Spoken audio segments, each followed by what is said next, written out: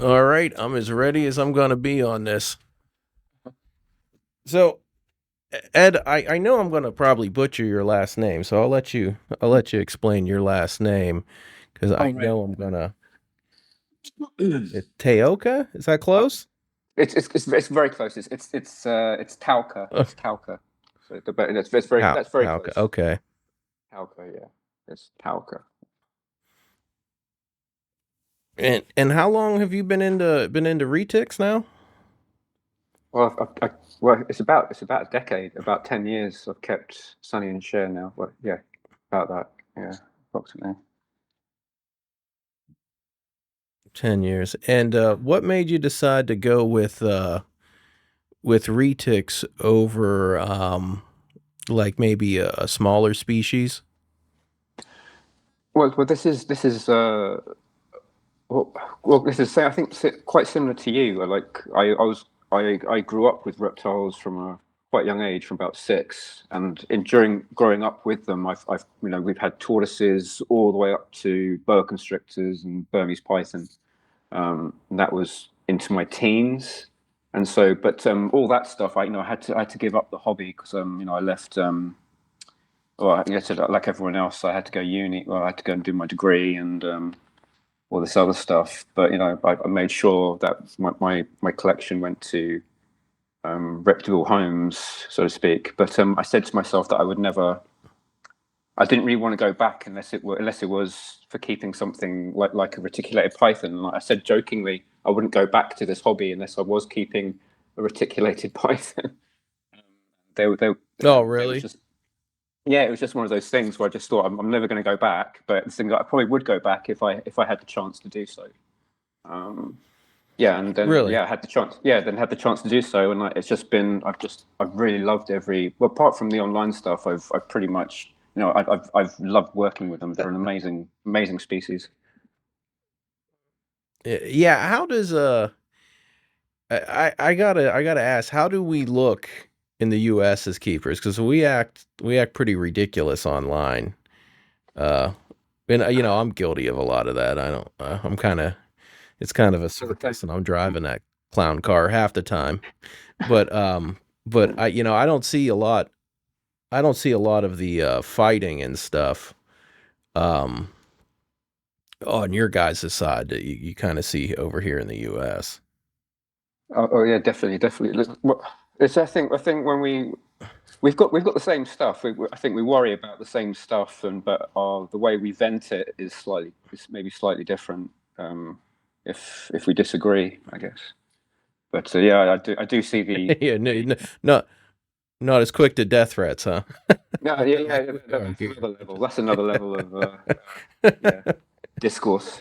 Yeah, yeah. Yeah, and how are your regulations over there? It's kind of a state by state basis here, and with it being such a big place, they're anywhere from no regulations to completely banned, depending on what state you're in. So, I mean, is it kind of across the board, or is there certain areas where they're restricted, or how's that work over there? Well, the only like I said, I'm only forming my opinion on what I'm reading, but luckily, I think a lot of things like the large constrictors, they're not on. You don't need a license to keep them because they're not on the D. Is it DWA? There's like a dangerous wildlife animal license or something you need for like Okay. venomous and certain like other animals like that. But thankfully, it's not like that here for the large constrictors. They're still you can still buy them as quote unquote pets. So. Yeah. Yeah, I didn't even know venomous was legal at all over there. Oh yeah, you can keep them, but I think there's also some insurance. You need some insurance to keep them as well. But I think there's a problem. There was a problem. Some insurance companies weren't, but they weren't Yeah, they'll providing drop you. cover. I don't know, some sort of weird thing like that. Yeah, insurance companies will drop you over Mm, here if you take a venomous snake bite from a pet. Um, mm. now, one of the things that's so strange about your situation is essentially how friendly your snakes are. Not like a lot of people have friendly retics, but yours seem to be on another level. Um, you could never do with my animals what you do with yours, because a lot of mine are out of the wild, a lot of mine are F1s, Yeah. and like I know you get lot of shit online for letting your daughter play with them. I kind of look at it. I kind of look at it a couple different ways. I get worried when I see people letting their kid, like a toddler, like put its face in the face of a dog or something like that. So, I don't really see a difference between um how people let their children interact with dogs sometimes, or any other animal for any kind of potential harm. Because that's just life. You're taking a risk in everything you do in life, but your animals seem to be specifically, I guess for lack of a better term, dog tame.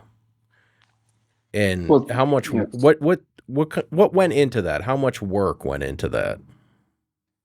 Well, when I got them as babies, they actually from my breeder. He's a really really good breeder, and he was very local to me. And yeah, the two snakes he gave me, Sonny and Cher, they off the bat they had very good temperaments. They were quite docile, and yeah, they're just quite, yeah, they're good to work with. And then I took that, and then I did do some. I started interacting with them pretty much nearly every day. I was just interacting with them, not over handling them or stressing them out in that way, but yeah, and they were quite reciprocal in the way they wanted to interact. They weren't ever aggressive or defensive or nothing like that. And it was just, yeah, I just kind of built upon that over time. And then when I realized what I was dealing with, I sort of thought I can introduce my daughter to this and try and teach her how to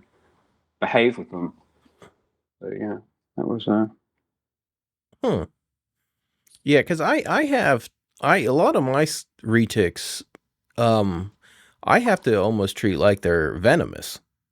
They're yeah. so aggressive, and it's just crazy for me to see, how your interaction and your daughter's interaction is so much different from what I deal with on a daily basis, dealing with wild caught animals versus your captive animals that you've worked with literally every single day. And I think some of that too is the fact you only have two, not Yeah. 100. So that really has allowed you to really focus on your two animals. I know you probably get more shit online than any other retic person. It seems like you get, like, not necessarily from the reptile community, but from just interactions online. You seem like you probably are the most criticized retic keeper on the planet. And I see a lot of people with retics on Facebook, and I think you probably are wearing that crown. How has that been? I wasn't there some legal issues, like some people went so far, like it got a little bit serious for you, didn't it? No, there's oh god, yeah. I've just had to work and learn from how to try and approach this, because no one is going to, we're all not going to agree. People are going to either really like what I'm doing, or people are going to really hate what I'm doing. It's animals and children. So yeah, I don't see, even in the reptile retic community, we're not going to agree on certain things. Yeah. Um, I've forgotten what my train of thought was. Sorry about that. I've just forgotten what my train of thought was. But uh, sorry, could you just repeat that question for me? Because I've literally blanked. I've literally blanked again. Well, Sorry. yeah, no problem. Well, yeah, how has it been being probably the most criticized person on with I, retic keeper, and I that's all right. Yeah, sorry. That's what I forgot about that. Okay, yeah. Basically, yeah. I don't. I can handle that, because like 98% of it is completely based solely on a myth. Like the number one complaint I get Yeah. is that snake is going to size up or measure my daughter. Don't sleep. Don't allow it to sleep with your daughter. And there's some really weird sentences they come out with, and off the bat, it's wrong. So I don't have any problem with that. Where I do have a problem is, like I said, if you see the videos that have been put out, especially by the media companies, you're on the whole, they're really they're very positive. They're very positive Yes. in the way it's done. And I've been really I've tried my best to keep that at the forefront of everything I do. But yeah, like I said, you will get no matter what you do, if it gets popular or what, you know, people will hate it. People will try and spin off it. People will try and tell lies about it, and you have to be prepared for that. And yeah, like I said, I've had to go through some legal issues with some clickbait companies, and I've like 98% of them have been, well, 99% of them have been taken down thanks to my lawyers. But I'm still undergoing one in particular. So I was invited to another podcast, but I couldn't at the time. I couldn't really talk about it, and I still can't talk about this at the moment. But all I can say is on the legal thing is that, you know, with my lawyers, there's still an ongoing issue with one of them, but it isn't too much of a problem, but it's caused a bit of a headache. And yeah, so yeah, I So do get a lot of so criticism. so they're Oh, no, so sorry. you're taking your stuff for clickbait. Yeah, they're taking your stuff. You're taking your videos without your permission for clickbait, and they're making money off of it. Oh yeah, yeah, yeah, yeah. And I'm guessing. it's that you know that vet story, the sizing. The woman went to a vet. Oh, that is I. Oh my God, I'm I caught remember up the in that. first time I heard that story. Yeah, I'm entangled in that story now. I can't believe it. I'm fighting against. I've been trying to say this is false, and then this clickbait company starts going, no, no, this is what he did. He went to a vet, and the vet. Oh, it's just dreadful. I'm now in a legal battle with a fairy tale. So it's just, oh yeah, it's Yeah, yeah, the original story I heard, it was a girl. It was a girl that had a snake that was sleeping in her bed with her, and I yeah, can't. That had to have been around 10 years ago. I heard that the dumb fucking story, and it's like, and you just shake your head. It's like, yeah, yeah, and exactly. the whole concept of that. Yeah, the whole concept of that is, so you mean to tell me that that snake is doing math? Because that's essentially what you're telling me. That snake understands units of measure Exactly, and exactly. it's doing some math. Why? Well, and I mean, I think that would be your best argument is you're suggesting a snake did math. Yeah, That's not exactly. happening. No, not at all. And oh man, yeah, I didn't realize your legal issues was over that.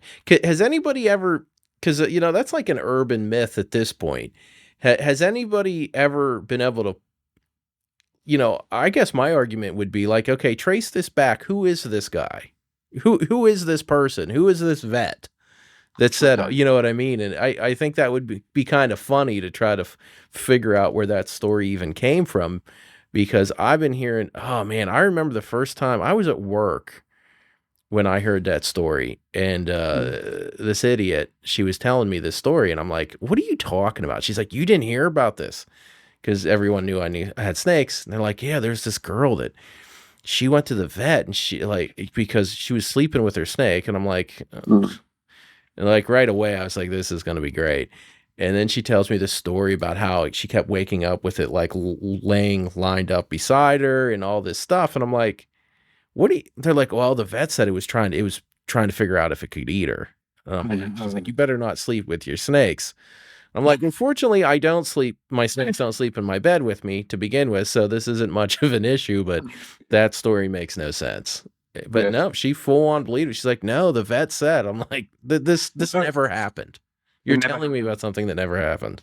Exactly, Yeah, exactly. and Yeah. and yeah. So that's it too. Were you? Have you been able to monetize any of it? Have you been able to use your own stuff as clickbait to monetize any of it? I know TikTok, if you don't mind making money from a Chinese spy app, it's you could probably make money on there doing these videos. Well, I actually, it's really funny because I tried applying for a TikTok account. I applied the day one, I filled in all my information, didn't do anything after that, but just set the account up. I came back the next day and Yeah. it told me I've been getting a lifetime ban. And I was like, oh, fair enough. So that was What? fine from. I know I got a lifetime ban from Twitter, from TikTok because I filled in my application. I don't know. I really don't know. But yeah, it was. Yeah, I got banned.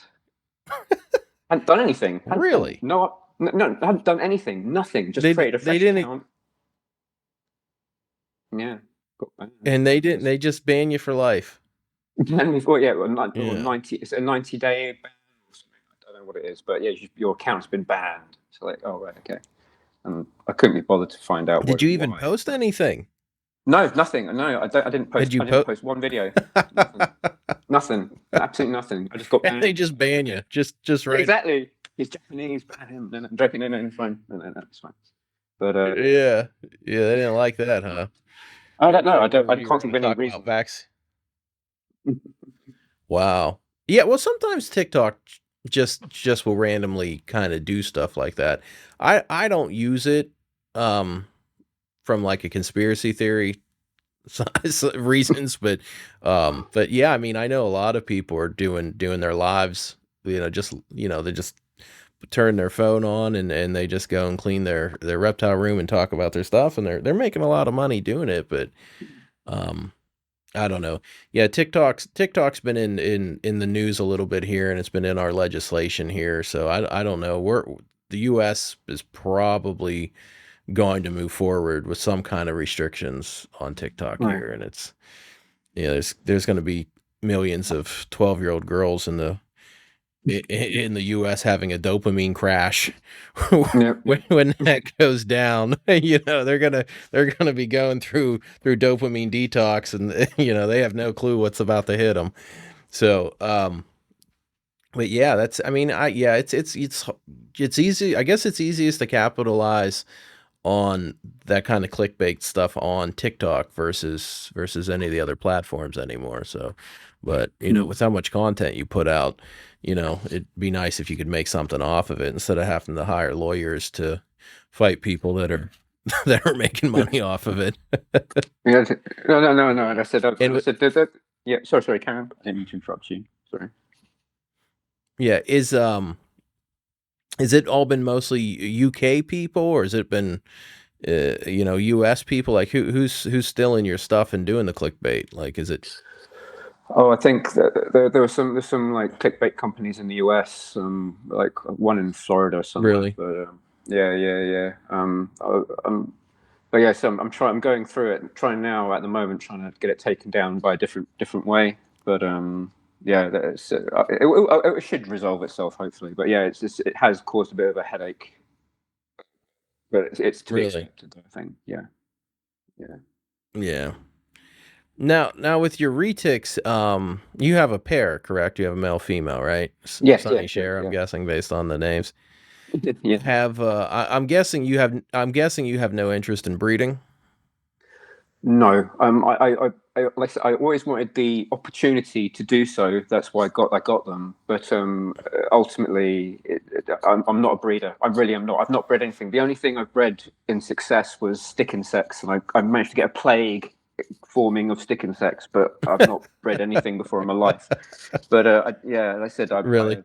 I'm not a breeder. I'm not a breeder. I just enjoy. I really enjoy keeping them, but I don't want to. I don't want to breed them. There's too many unwanted snakes, basically, Yeah. without me adding to a problem. So yeah, I just enjoy keeping What's them. the market like over there?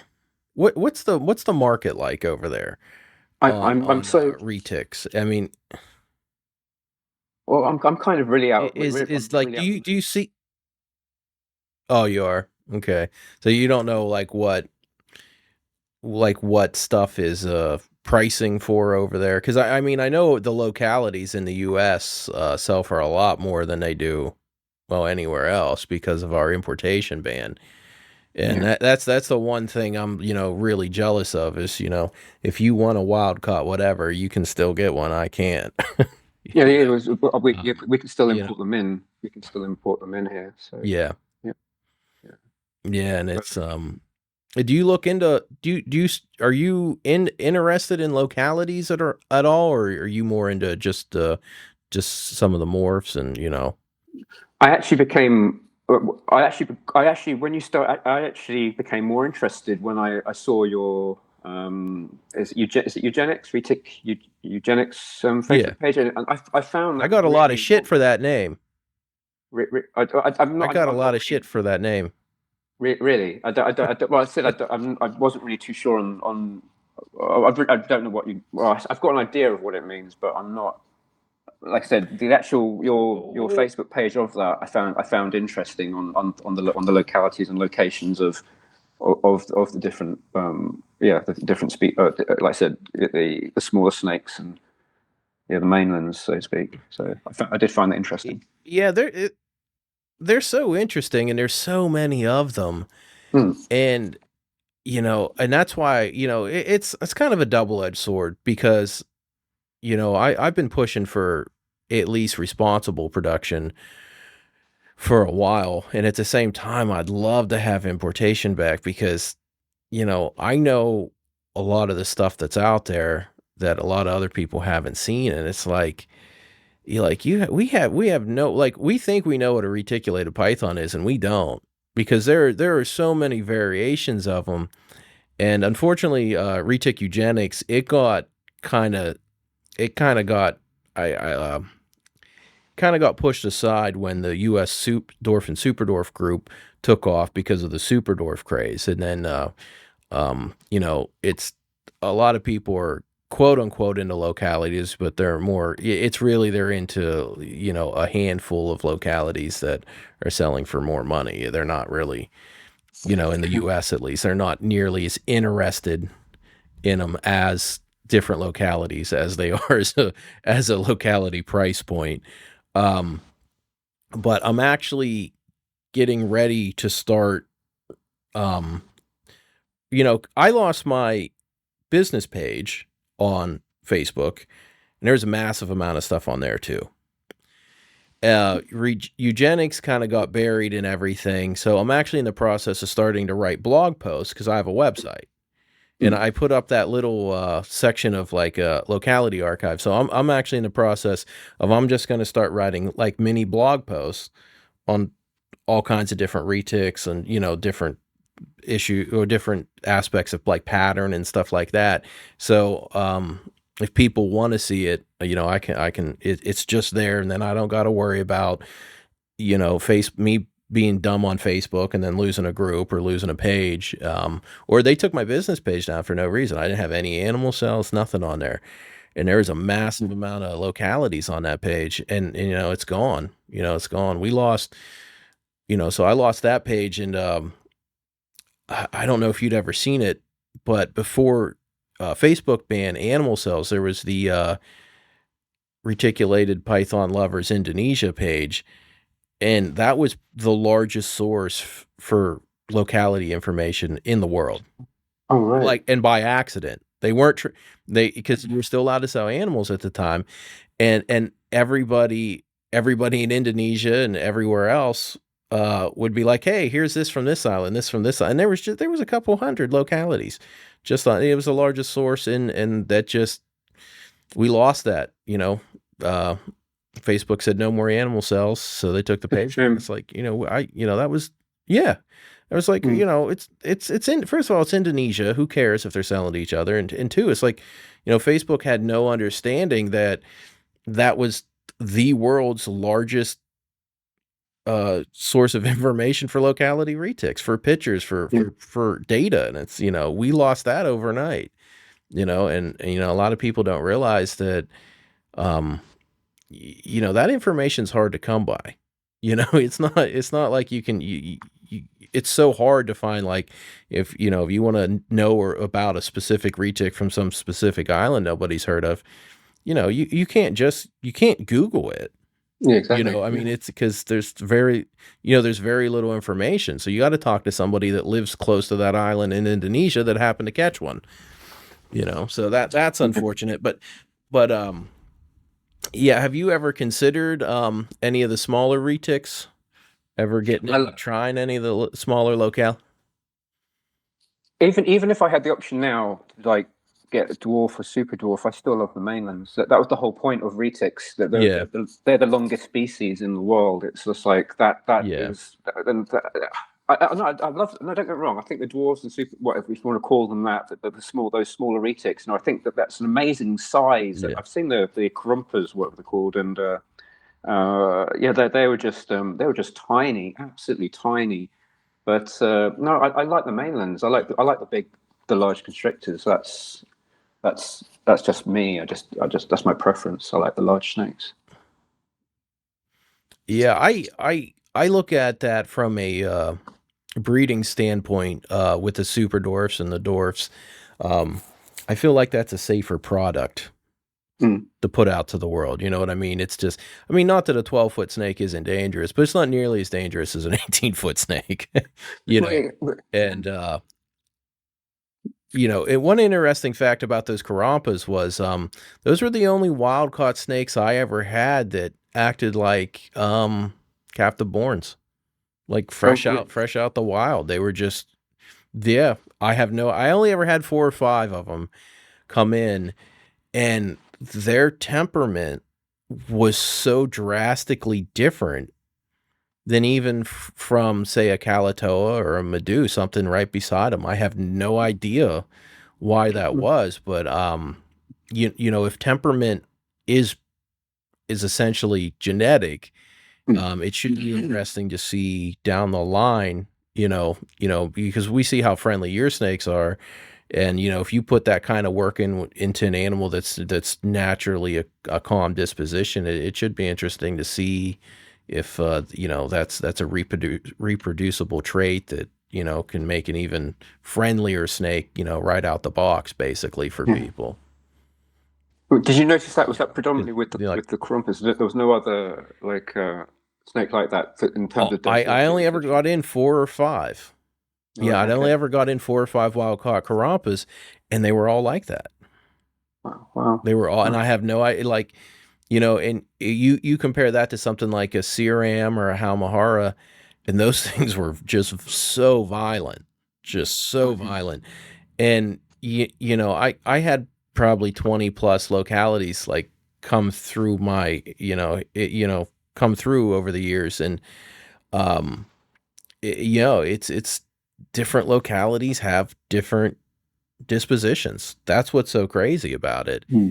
And you wouldn't think they would be that drastically different, but I mean they are. Their disposition it varies just as much as their color and patterns. As from my experience of working with localities. So that's why I was asking if you'd ever be interested in that, because it's, I don't know. You just get, if you ever get a chance to work with them or see them or handle them, I recommend you jump on that opportunity, because you realize that it's a retic, but it's a different, definitely a different snake. Awesome. You know, yeah. Yeah. How large are your animals right now? We did a with Cher we did a tape measure, and I think she's roughly about the length of that tape measure, which was about 16 foot tape measure, and 16. yeah, yeah. So I reckon Cher's about 16, and I reckon Sonny's about 15. And she went to the vet the Okay. other day, and she was 28 kg, I think. So on that. Oh, okay. So she's a decent size. Do you think she's about tapped out, or you think she's going to keep going on growth? I generally don't know. Like I said, I'm kind of, well, I say this loosely. I think I'm prepared for a large snake. So even if she got to 18 or something like that, that's not really.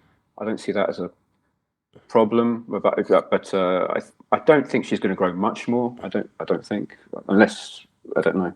I heard from someone that towards the end of their lives they do stop growing. So um, It's basically, it's basically, but yours should live a long time because you didn't smash them with food, um, yeah, to get them that size in 3 years. So you should probably get 20 plus years, out of yours. With how docile your male is, have you, this is the one thing that actually kind of scares me only with your male. is if your female decides she wants to cycle. Have you noticed any temperament change in him? Like this, like right this time of year, you'd probably be seeing it. Normally, Sonny will stop eating for about 5 6 months. He'll just stop eating. That's the Oh, worst. really? Well, that's nicest kind of behavior, because no matter what you do, he's not gonna you're not gonna get a feeding bite from him. He just won't eat, and that's what normally happens. Yeah. And but so he's been with for about 10 years now, and I think twice his behaviour's changed, and that was during the summer. And he went very, very defensive, and what I would deem as some sort of it wasn't, the behavior was like, he could, well, I knew why, because there was his snake shed in the garden, and he could obviously smell it, and it set him off, and he got very, very defensive.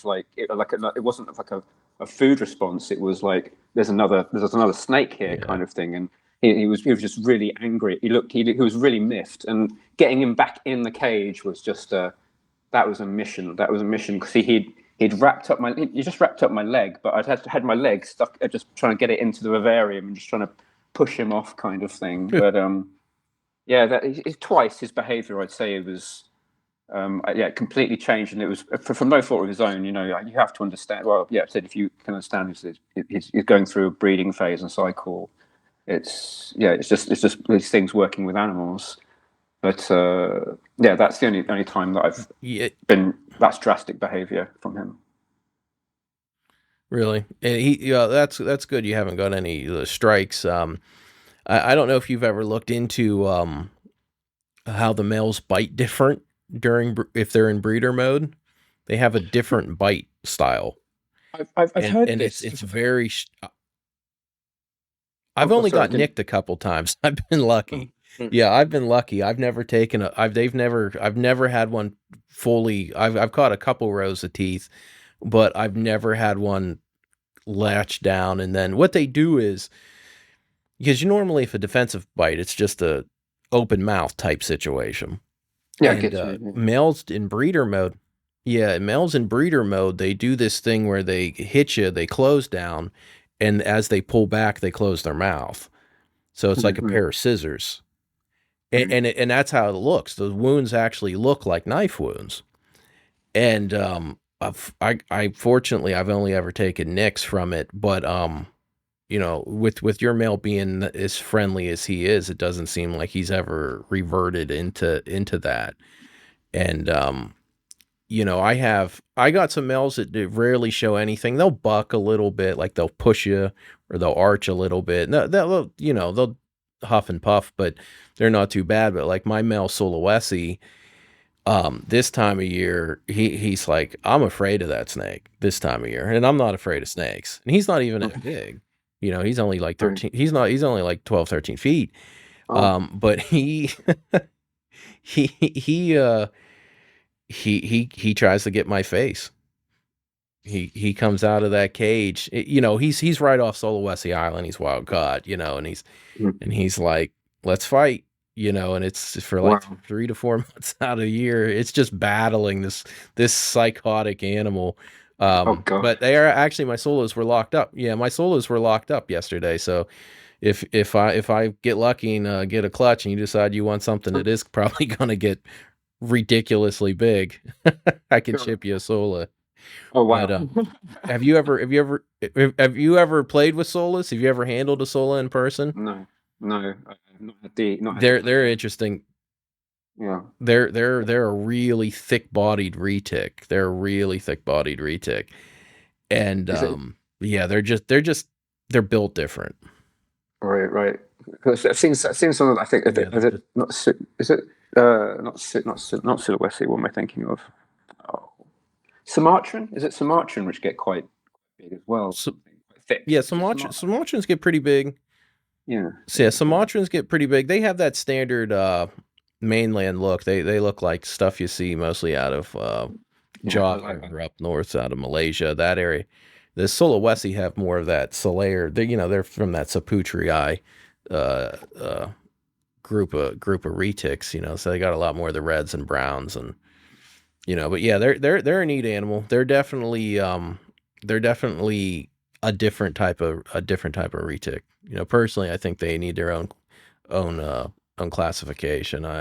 Right. I don't really even think they're a subspecies of the stuff that's west of them, to be honest. But yeah, if you ever get a chance to at least handle one of those, they're pretty neat. They're pretty neat to Yeah. work with. So, are yeah. So, are you planning on? You're not planning on getting any more? You're just going to keep the two? I've never said I just the two's enough. Two's enough. Yeah. Yeah. I said I can't. I said if I had 20, I'd have no. There's no way. There's just no way. I like the two, and yeah, two's enough. And I'm going to try and. I said I'm not.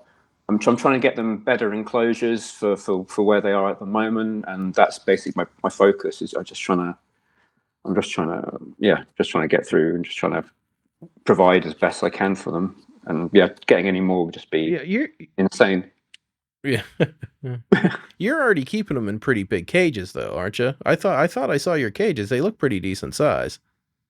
Thanks, man. Yeah, yeah. They're, I got them. I got them from Peter Royce. I got 10 by 3 by 2. But yeah, I think he said they were the largest that he's at the time. I think he said they were the largest that he's ever made. Yeah. But yeah, I said I could have gone to Okay. 12, but I didn't. I don't know why I chose 10, but yeah, these next enclosures should be quote unquote room size enclosures for them. So Oh, that's what I'm really? hoping. Yeah, that's what I'm hoping. Yeah, Yeah. What what's the dimensions you're going on those? Like 12 by 10 by. it's either going to be in the 13, 14 foot, possibly by 5 foot, because the actual shed itself is 10 foot wide and 22 foot long. But I'm going to try and Okay. Split get it. that to about 13 and split it in two for them. That's what I'm hoping to do. Oh, okay. Oh, so you're getting an outdoor, you're getting like an outdoor shed. You're going to convert that into two large cages, like walk-in Oh yeah, yeah. style, That's it. basically. Yeah, I've got I've asked a zoo enclosure company to do it for me, because if I do it, they're just going to die basically. So I'm just going to get it done professionally. Yeah. So yeah. Wow. How much is that going to run you, if you don't mind me asking? How much is that going to cost? I think it's going to be about 10 grand. I think or so. But I think that's what was Really? estimated. Yeah, I think that was the estimate. That's not too Um, bad. no, exactly. For what, so 5 grand an enclosure, I think. And then if these are going to be like really well, nice rock formations, and hopefully some of them to soak, and Oh, it's okay. going to really, really hoping, I said really professionally done. That's what I really want. So for them anyway. So that's what I'm hoping. Did you work out did you work out the heat source? Are you going to run ambient, like running mini split heat pumps? Like how are you running that?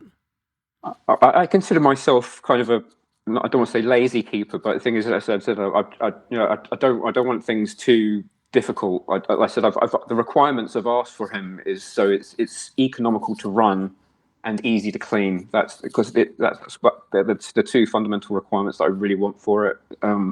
And Yeah. that so I don't know what he's got in mind, but yeah, I'll just go with what he suggests, and yeah, we'll see what happens. Because I said I'm really ignorant in large snake enclosures, but I trust this guy. So yeah, he's done some wonderful Yeah, stuff. maybe you could put some solar panels. Maybe if you ran Mm. some solar panels on top of it, that might, you know, get some free electricity. I don't know what solar panels are running over there, but they're coming down in price over here, you know. So I was going to start breeding Definitely. dubia roaches, and Yeah. I was going to start breeding dubia roaches a while ago, and I looked into a big shed, and I was just going to run solar panels on the top of it and just basically have it just be totally self-sufficient. But I never did that, which I'm glad I didn't, because dubia roaches have crashed in price so bad. So, um, there's some debate on whether or not people feel like their retics know them. And my buddy Wolfgang, he's a big proponent of saying your retics know you. And I have a feeling you're of that persuasion as well. That you really feel that they can determine you between somebody else, like almost like a I'm only dog. basing that on. I'm only basing that. I very much agree with. Is it Wolfgang? I think is it Hart? Is that Hart? Yeah, Wolfgang Hart? Wolfgang. I've heard of him. I said I think yeah. I said I would actually. I very much agree with that. It's just there's no. As I said, people. What I've seen with how people approach their retics and they're using a hook to tap them out of the food response, Yeah, and it's just I'm going through a different motion with them. There's almost thought when I open the before I open the vivarium, I can see how they respond to me, and I said it. It's yeah. There's recognition. There's almost this. Even if they are hungry and they do come up to the vivarium, and but then there's yeah. this like sudden stop, and it's just like this thing. Oh, it's you. Go away, kind of. But Oh, yeah, really? they're Yeah. kind I, of I, I wish mine would do that. I wish mine don't. I have, I have stuff that when they're hungry, you can't even. I can. It doesn't matter what you do. Their food response doesn't shut off. They oh flip that right. switch and they revert right back into this animal wild animal and feed mode. And I have to be real careful right before breeding season. My females, they're not mean, but they become very dangerous because um I can't, like they say all tap training and all this. Yeah, that works when they're not being crazy, but when they're in crazy mode, it doesn't work. They try to wrap me up constantly. They just don't stop. They just keep going. And I know Wolfgang has told me that, his don't do that at all. Now he's used large walk-in enclosures and he interacts with his snakes in a very similar way that you do. Um, he's basically, like he's part of the environment. So, Oh wow. he can walk into a room, with food and just hand it out, because I have a Crikey. bunch of big females in one big Wow. enclosure. And they don't like I wouldn't last 10 minutes trying that. I'd be But bricking it. I really be. he's got a lot to this. Yeah, yeah. So he's got a lot of interesting things that he's documented. Um, but yeah, I didn't know how yours were with feed response. I imagine they're not anything like what I have to deal with on a daily basis. I mean, have you ever had issue with them shutting off their feed response or just, you know, because mine shoot out the cage. And not really. Like when they were younger, I was feeding them off tongs and doing a bit of strike feeding off Yes. tongs, kind of thing. But as they're getting bigger and Yeah. bigger, that strike range is getting longer and longer, and they're getting weirdly Yeah. quicker and further and further away from the other end of the cage. And I noticed that straight away there, kind of thing. They do have a typical retic response sometimes. But as I said, I found the safest way for me was to drop feed, and it's more of a scavenger lifestyle they lead. They'll just happily eat it off the floor, and it really diminishes what they normally do. Instead of a bite and wrap, they'll literally just eat it off the floor, and not really constricting it in any way, just eating it as is. And yeah, they've just been just gentle bites almost sometimes. It's really strange to see Really? that difference. Huh. Yeah, I wonder if that style of feeding helps create um an animal that's not nearly as quick to go into feeder mode. You know, if I if I open my cages 9 out of 10 times, I get a feeding response, and that can Okay. be a day after they just ate, 2 days after like they're not hungry. Right. I Right. still get that response. Um, and typically I try to only feed on one side of the cage. So, and even when I go to the other side of the cage, I will, 9 out of 10 times, I still get that response. So, um, I wonder if there's something to getting your animal to just kind of drop feed like you said and let it just go over to it, that helps diminish that aggression towards food. Well, I think Like that, when you know, you open not oh, go sorry, ahead. carry on. No, sorry, carry on. Carry on. No, well, I mean, do you think that do you think that's some of the reason you don't see as much of a food aggression is because of the that drop feeding? I think it's part, maybe. I think it's part. It's that even with the strike feeding, there was still very in the similar in temperament. You could almost snap them out of a feeding response if they came towards you, even when you're strike feeding. It was just the only reason I started drop feeding was Really? because, like I said, yeah, like I said, there was no change in behaviour with strike feeding or drop feed. Well, not really, but I said the drop feeding was only done because their strike range was getting longer and longer, and I just wanted to find a better way of doing it. And for some reason, this seemed to diminish a lot of that hunting and excitability. There's that excitability, like, oh, food, food, food, and it's not like that now. It's kind of Yeah.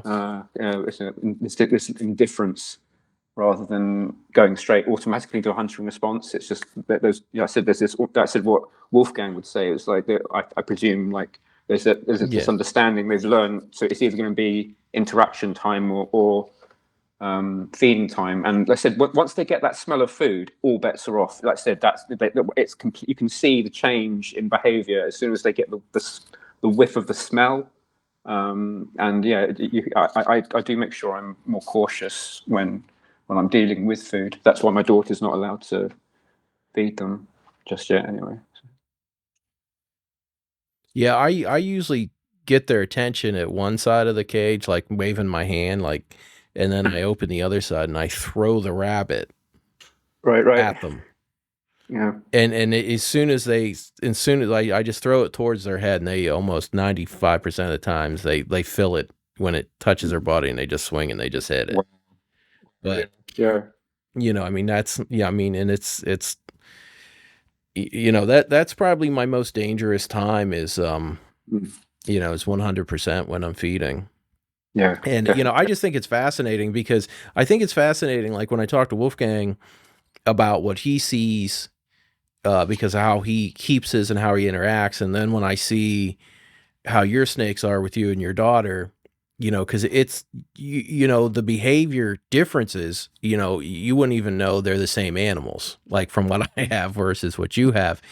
And I think it highlights how different the range of possibilities for behavior is, versus almost everything in my collection is the majority is F1. The second largest Wow. group is wild caught. Okay. So, I'm just, it's just such a different experience from what I deal with on a daily basis to see what someone like yourself is dealing with. And I like to, I've wanted to have a discussion like this with you for a while, to hear about, how did you yeah, how was it possible to get your retics to act like the family dog? And and it seems the answer is you treat them like the family dog. Yeah, so You that's have a good to. that's a good statement. Yeah, I agree with that. Yeah, yeah, just Yeah. keep everything casual and relaxed, and don't force anything. Just yeah, and that tends to make good variables for handling. So Yeah. So you haven't had any too close calls, no wrap ups, no. no, only those two defensive times when that was the only time I felt this is proper retic primal behavior kind of thing. She's Yeah. and but like I said but things I can understand. I don't, even though it's I'm not an idiot. I'm scared of that behavior. But I understood why it was happening. It wasn't out of maliciousness. It's Yeah. just the way what yeah the hormones or whatever is kicking off inside. It's like. Yeah, so I'm prepared for that, and I don't want to get bitten, and I don't want my daughter to get bitten, and this is sort of why I'm Yeah. doing it. I'm trying to keep the handling interaction quite intensive, So then they're not likely. Well, it becomes very unlikely that they become defensive or think that my daughter's food or anything like that. That's this is kind of why I've Hmm. been doing why I've been doing. Yeah, a lot of times when those males grab you by their tail, that usually means the front end's coming around. So so Just good that's to know. like when I have usually when I got a male or even a female that decides she wants to eat in the middle of trying to just move her, they'll grab you with their tail, and then they usually try to get you. Um, that's just I don't know if you've ever experienced something like that, but if if the male ever does go into that behavior and they're trying to get a hold of you with their back end, a lot of times that front end comes swinging around with the mouth open. But it's just amazing to me to see how friendly those animals are, and I get jealous because I you know I mean I choose to work with what I work with, and I kind of feel like if I don't work with these wild caughts, these we can't import anymore. We're just going to lose them. You know what I mean? They're just going to go away, and everything's going to be super inbred, and there's not a lot of good that comes from massive amount of inbreeding. So I'm happy to do what I do, but Yeah. I also really enjoy seeing people that have long-term captive bloodlines that have worked with them to the point of them being incredibly docile. Um, but what's your take on breeding and selling? I know you have no interest in it, um, and it's easy to say that it's irresponsible, and then but it's also easy to make the point, well, if somebody doesn't do it, then you can't get them animals. So like, are you one way or the other? Are you more of a middle ground on that? I think throughout all of this, I'm middle ground. I've nothing Really? against the Brit. Yeah, I'm obviously if we can't get the animals, like you said, if no one's breeding them, so to Yeah. speak. So, but I said it's like also what you said about responsible breeding and not doing so many that there's just not enough adequate homes, and we know, especially in the UK, I wouldn't say there's that level just yet. It's improving here. I think it's really improving here, but there's just I see there's problems with the overbreeding where there's just not enough good enough homes for them, and so you can only keep them in, I don't know, some battery style kind of thing, which I don't know. I don't know. Anyway, I'm not anti-breeding or anything. I do have a go at breeders sometimes, but I'm not. I'm not anti-breeder. Well, in the US, retic breeding is very similar to ball python style breeding, which is, morph combos. And Yeah, yeah, it's just a constant, and it's just a constant battle to see who can produce the morph combo first. And, it seems like the species gets lost in the process. They forget about the species. Um, it's very and superficial more at that focus on point, the and morph. everything. There's no substance at Yeah. that point. It's just yeah, yeah, Yeah, yeah, because I mean, I like ball pythons and all, but there ain't there that's about as boring as a snake can get. You know what I mean? There ain't much. There isn't too many snakes as boring as a ball python. And if there wasn't all those morphs in them, to push that market, how can you interact with just about any other snake and then interact with a ball python and be like, well, I'll go with the ball python. I just find it hard to believe that if you were to remove 75% of the morphs from the ball python market, and there was so many more just normals, I can't imagine people even being interested in it, yeah. because they're not an exciting animal. And Yeah, and retics are an exciting animal, and they get really big, and Yeah. they are potential. They can be dangerous. So Yes, exactly. Yeah, we yeah. have in the in the retic community, we have that going against us as everyone chases morph combos. Um, do you see a lot of that? I mean, there's not nearly as many. You don't have a ton of retic breeders in the UK, No. from what I understand. I mean, there's a handful. Yeah, I'm sure there's and quite a I few mean, I know. little independents, but yeah, Yeah, like major breeders. I you I could probably name two, but on yeah, that I wouldn't say. I don't know. I really don't know. I don't know. is Look, I Peter don't really know. Rice producing much anymore? I've seen advertising Is he? with his other species. I've seen him advertising that they look quite cool. But no, Yeah, I I didn't know if don't he was still breeding that many. I said I said I think everyone has scaled back doing things. I think everyone's starting to Yeah, understand the current climate with how the cost of living is, and I do think we the yeah. breeders have been responsible in that respect because I haven't heard too many being abandoned or anything at the moment.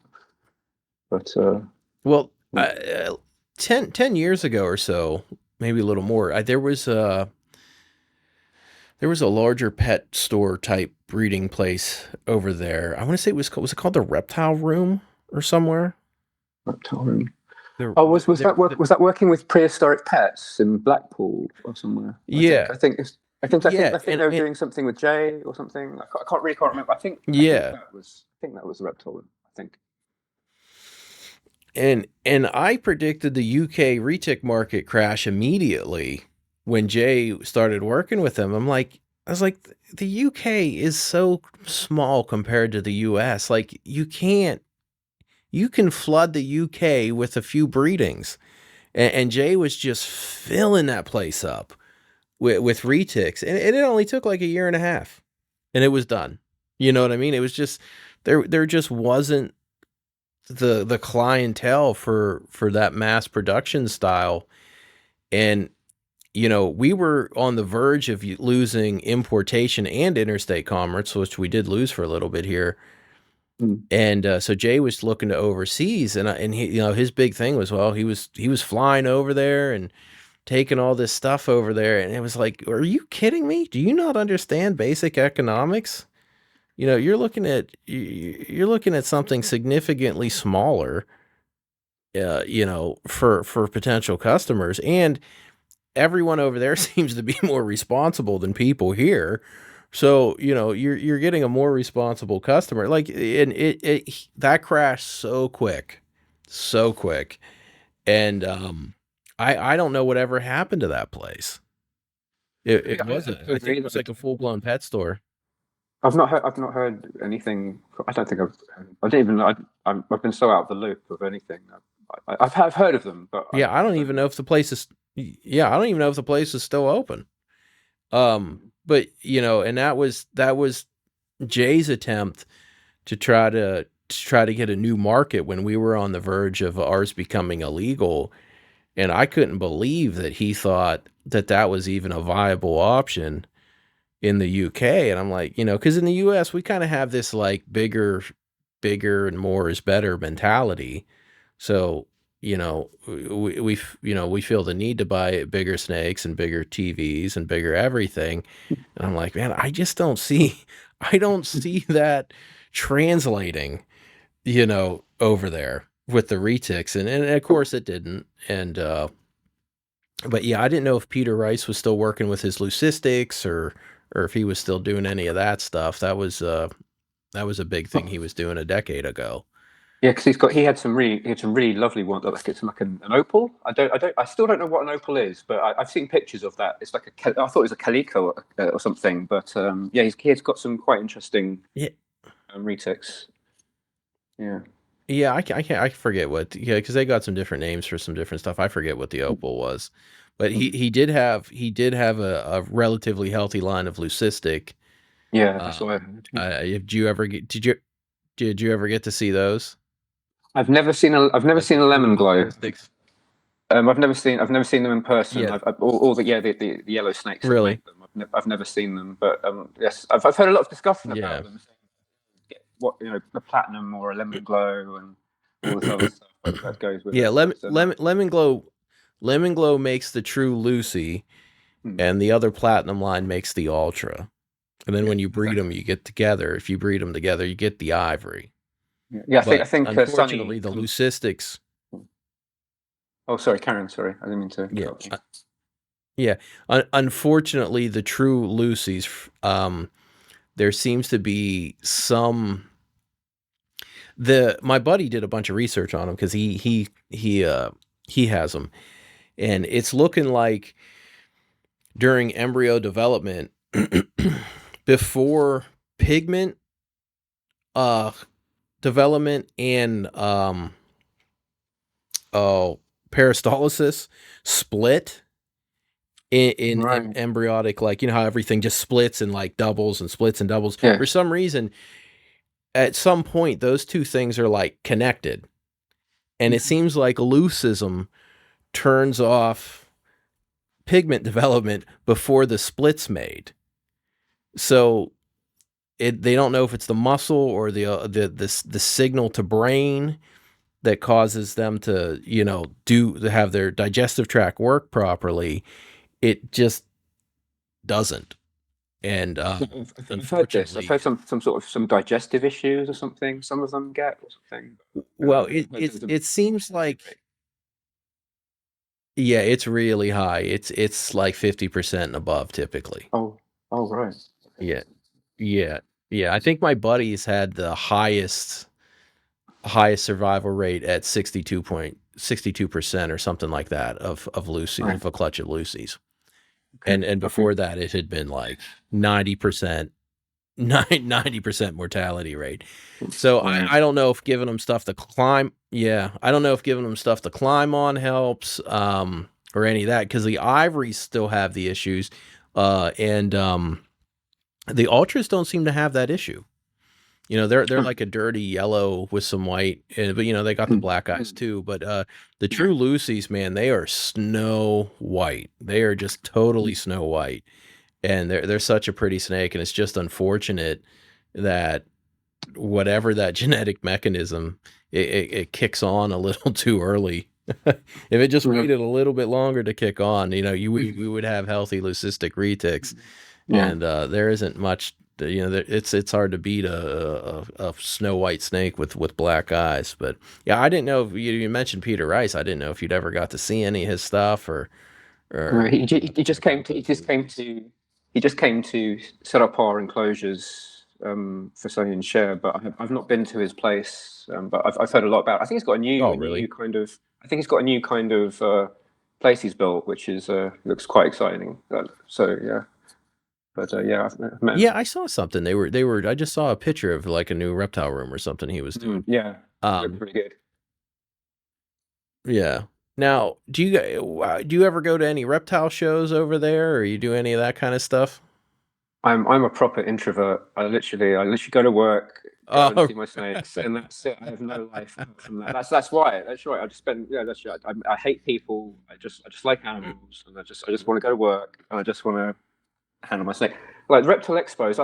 When I was younger, I did. I went to kind of a few shows really? that were done, but I said I don't really want to pick up anything. Like I'd be mortified if I got mites. Like, oh, I'll be so miffed if I got mites or something back from one of those things. But no, I try and keep to I don't myself. imagine you guys have as.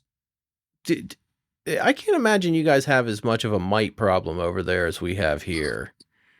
I would, because I thought there was a lot more. At least I know. I think it was like the ham show and stuff. There's some pretty strict regulations on Mm. handling and at shows Okay. and health stuff.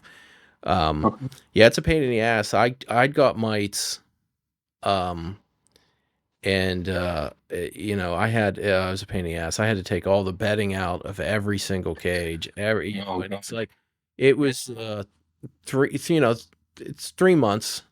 3 months. Like if you have two snakes, you can get rid of mites in like a week or two. Yeah. When you have Yeah. a snake room, you Yeah. just chase them. you're just chasing mites around the room, and it took me 3 months. 3 months to get rid of them. Yeah, I can see that. And then it doubles your workload because it doubles your cleaning, well, triples your cleaning load because you can't use substrate if you want to get rid of mites. Yeah. So, everything's back on paper for 3 or 4 months. It's a disaster. Yeah. They're not the end of the world. As long as you don't got a virus, as long as you don't have any viruses in your collection, they're not going to do any damage. You can get, if you get them killed, and then they're gone. But as long as you're not, your some snakes aren't carrying viruses. That's when it becomes an issue. When something's got IBD or NIDO or something like that, and you got your mites spreading it to everything else. So, but yeah, mites are pretty prevalent here. It's unfortunate. They're just considered basically a part of the hobby, which they are. Yeah, I guess. Yeah. They're not, but they're not really, they're a little more accepted than they should be. It's the problem is when somebody doesn't tell you they had a mite issue and they send you a snake, with how and it's like, just give me a heads up. Just give me a heads up. But personally, I'd rarely let any, I'm more worried about viruses from captive born animals than I am wild caughts.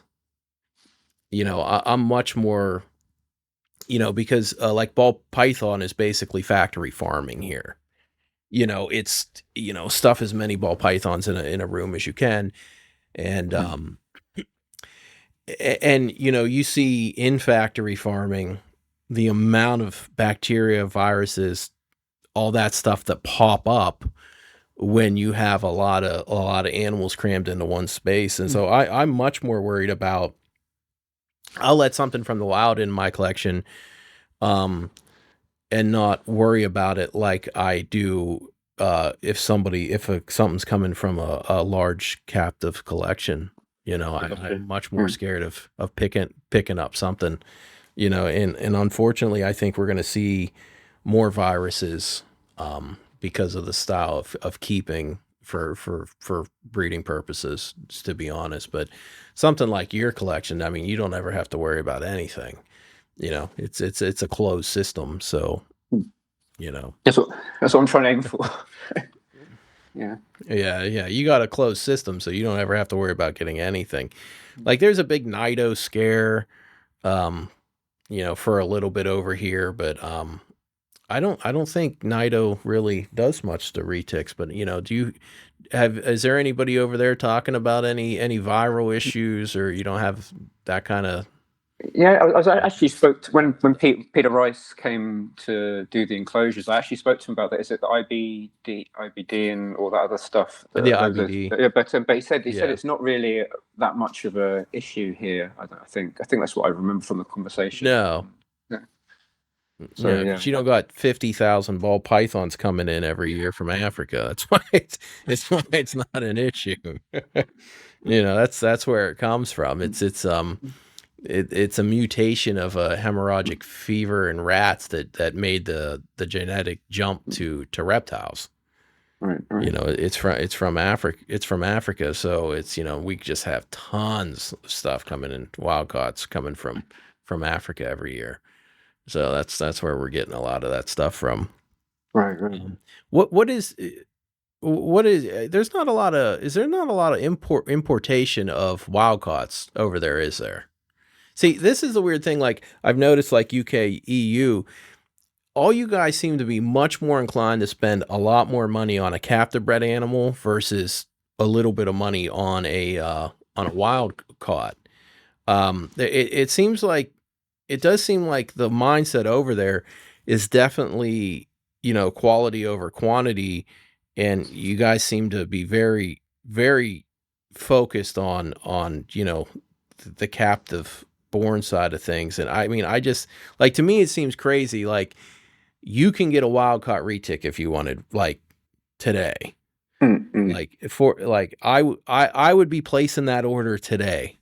If I could do it, but I just don't see, I don't see that drive over there. And do you think it's because there's not an interest in bringing stuff out of the wild, or do you think it's because there's the retic market's so small and it's not hyped up like it is here, just a combination of all of that? Like to me, it's crazy that you can get whatever you want, and everybody over there can get whatever they want, and they don't have it.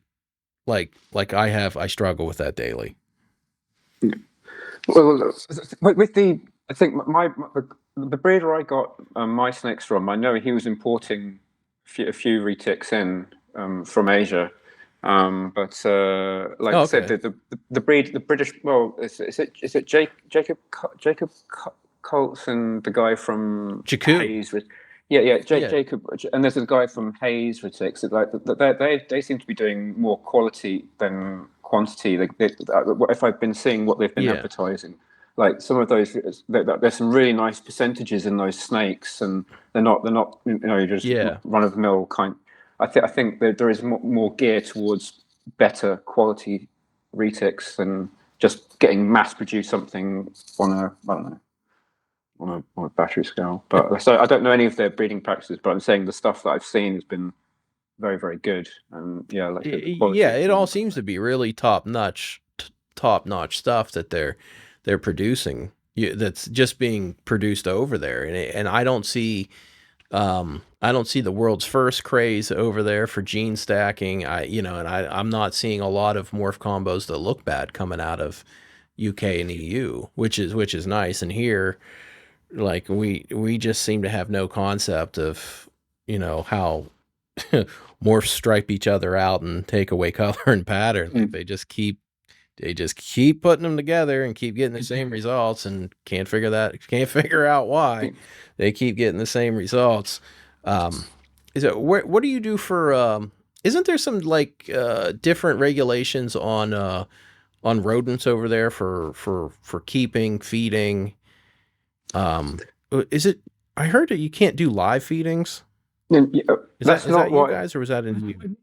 I initially heard. When I looked into it, if like say the animal that needs feeding, it's like it won't, like I said, it's like the last resort kind of thing. It will only eat live, and I Yeah, think I think there's an argument there when it doesn't become illegal. It's literally it has to happen, but you can't film it for entertainment purposes and things like that. It would be have to be, yeah. I can see where live feeding would be needed, and so I don't think it's illegal here. It's just you couldn't do it for entertainment purposes, and it would have to be kind of the only thing that the animal would eat. I think that, as far as I'm aware. yeah. Unfortunately, there's a lot of that shit on YouTube. There's a Mm. lot of that live feeding. There's a lot of people that like throwing live rabbits to their crocs. Yeah, And yeah, I yeah. don't get that. I don't get that. Yeah. And I don't see. Yeah, I see that. I only see that kind of behavior coming from two places: the U.S. and third world countries. I don't Yeah. see. I don't see anybody over by you doing that stuff.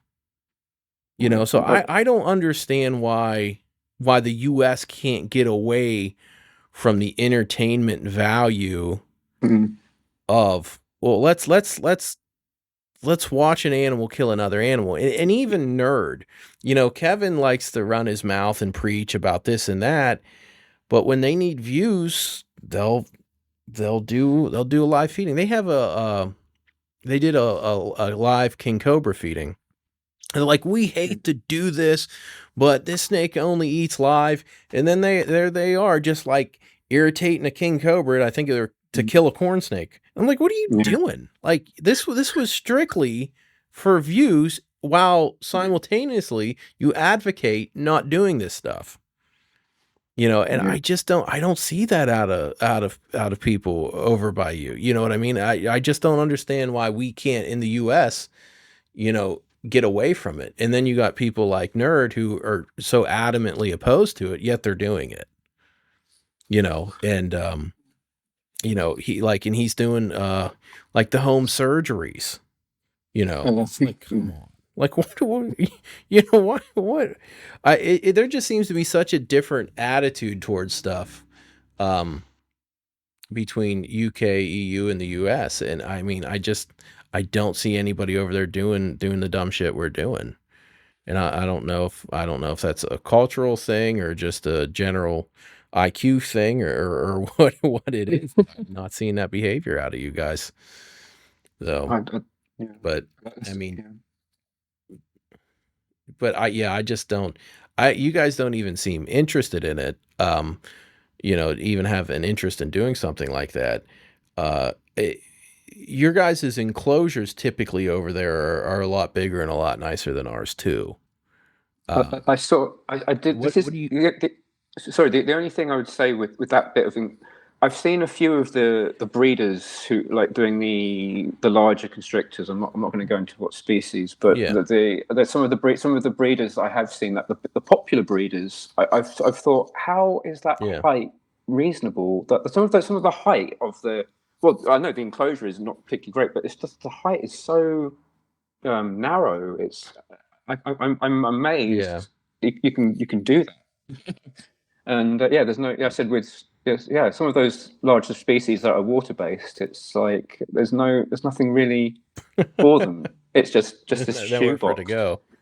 Yeah, and I Yeah, don't know, it just didn't sit right with me. But yeah, but even with the live feedings and stuff, it's like yeah, I just see a lot more US appetite for that sort of thing. Oh, this is so cool! It's like live feeding, but I think there's more empathy for the prey animal. There's like minimal suffering, which I believe in, which is yeah. why I like for life feeding. I think minimal suffering is the way to go in terms of feeding captive bred reptiles.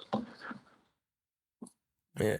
Now, is larger snake food over there readily available? Like I live in the middle of nowhere, in the middle of the nowhere, so there's just farms everywhere. So I have pretty easy access to food, Mm. but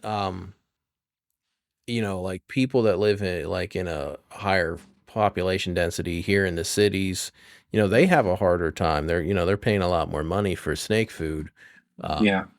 What's it costing you? Like, do you have access, like easy access to rabbits? Do you have good suppliers or what are you doing? Like, I don't know. So like over here we have rabbit breeders that breed for like show rabbits, like you would like a show dog, Right. Right. and Okay. and and they and they make all of these rabbits that don't meet the whatever standard, so they call all of them, and Right. Right. that's why we have rabbit supplies here for these people that go to rabbit shows is basically Mm. where we get our rabbits. I just didn't know if like what you guys have over there. They're rabbit breeders for. You have large rodent breeders over there. Like what's like where are you getting your food from exactly? Like how do you go about that? Well, a few friends of mine, they do source. They can source locally because, like I said, they live in the country, so they can get like Okay. free lead shot rabbits and stuff like that, or whatever they need, or any roadkill. I think some keepers I've heard like feeding foxes and stuff that have been hit by a car or something.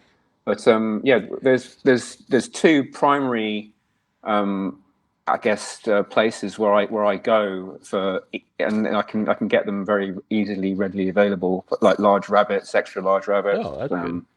Yeah, yeah, they're really good and they're really quick as well, really quick, like a few days, and yeah, so it's not much of a problem. Yeah, what are you paying like over there? Like what's it's is it by It's the really funny. It's kilo? like Like what are you? some of the local, well, I say some of the local pet shops. I know in the inner city, some of they were charging £10 for a large rabbit, but if you like say go online and shop at like Kaiserbrink or Honeybrook or something, like which I get, you can get them for like Yeah. £4 something for a large rabbit. So yeah, Sonny and Cher will eat two of those each every month. So at the moment, so Huh. Well, that's not too bad. Yeah, because my Sola she eats probably 30 pounds at a clip. okay, You know, okay, you know, she eats 30 pounds. She eats about 30 pounds at a clip, and I'm at $2 a pound, so one feeding is $60 yeah, US yeah, for her. yeah, yeah, okay, okay. So so like it can add up on the bigger snakes, and and I Definitely. think that's one thing people need. need to take into consideration. You have 10 of those, you have 10 snakes that are eating even 20, 15 pounds at a clip. That can add up. So Yeah. do you feed once a month, or do you feed smaller meals like every 2 weeks? Well, it depends when they're hungry. Because I said when Sunny goes into breeding mode, sometimes you just won't eat for half a year, and Share sometimes won't eat for a few months as well for whatever reason. But when they're going, they can eat anything from 2 to 5 large rabbits in one sitting, and yeah, Oh, really? So I'm you feeding. I'm load them feeding. up and then let them. Yeah, I'm Yeah. So feeding you them you about really once a you month. load them up and then you let them go. Yeah, Okay. yeah, yeah, Okay. yeah. Yeah, I try Yeah. and give them. Oh, sorry, my Yeah, bad. yeah. A lot of people are starting to switch. No, you're good. A lot of people are starting to switch more to that in the U.S. They're really starting to switch more to um, some larger meals less often. Because for a long time it was you fed your retic once a week. Oh, right. Okay. And I don't. And like if they're hatchlings or something, yeah, that's fine. But Yeah, that's exactly. kind of a lot.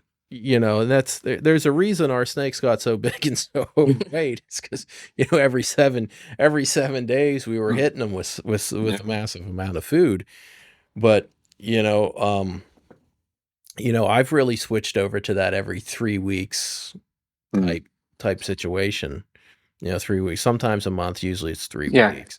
3 to 4 weeks. Um, Yeah, I try and and I just feed. Yeah. And I just feed bigger meals, and they seem to be calmer.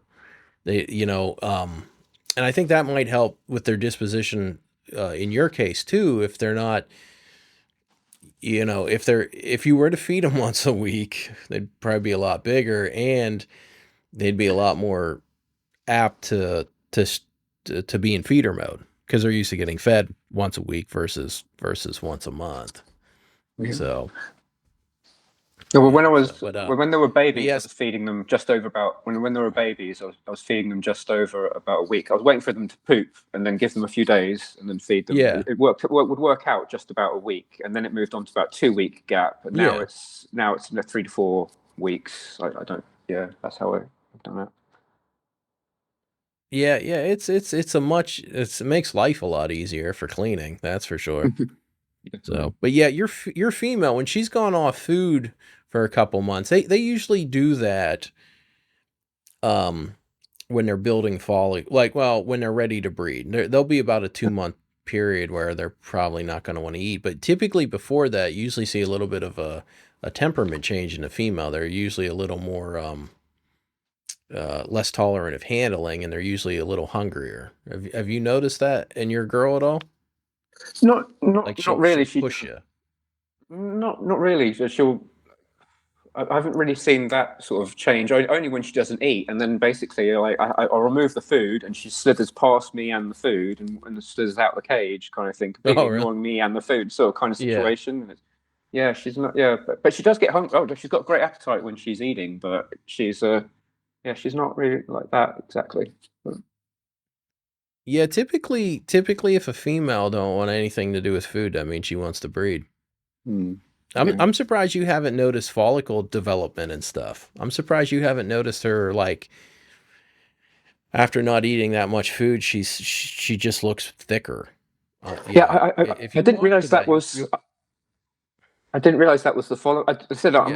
I'm quite ignorant in terms of anatomy and physiology because I don't know what supposed to be looking at. I can see the snake getting thicker, and she hasn't really eaten Yeah. anything. But and that tends to go down and They'll just tends to go they'll back. get an oval shape. Right, right, Yeah, she'll okay, get an oval shape. Yeah, like the right, last right. half of her body will, like, it'll get this weird like oval shape. The sides will push out a little. Yeah, and that's follicle development. Okay, That's what okay. that is. Yeah. So yeah, you've been missing out on all kinds of clutches. Yeah. You've been producing all kinds of stuff. But so you don't think there's for what you have, like, say you did produce it, if you say you did breed them, do you think you could easily sell those offspring, or do you think it would take a while? There's a few things that like when a few years into Sonny and Cher getting quite famous, I did get offered quite a bit of money for both of them. They wanted the snakes because of what they are.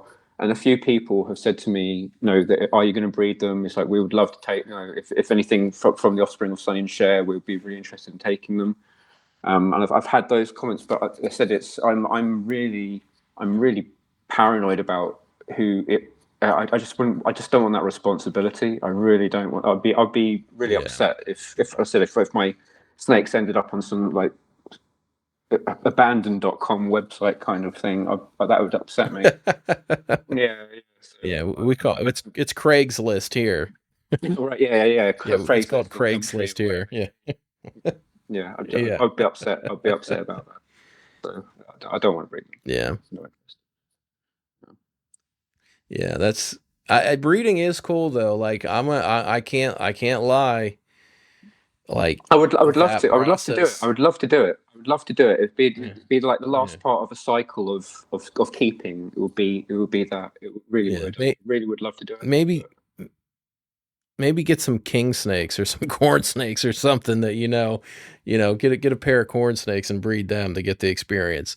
But I mean, it is neat. It's a very neat experience to like your first clutch of eggs, your first RETIC clutch.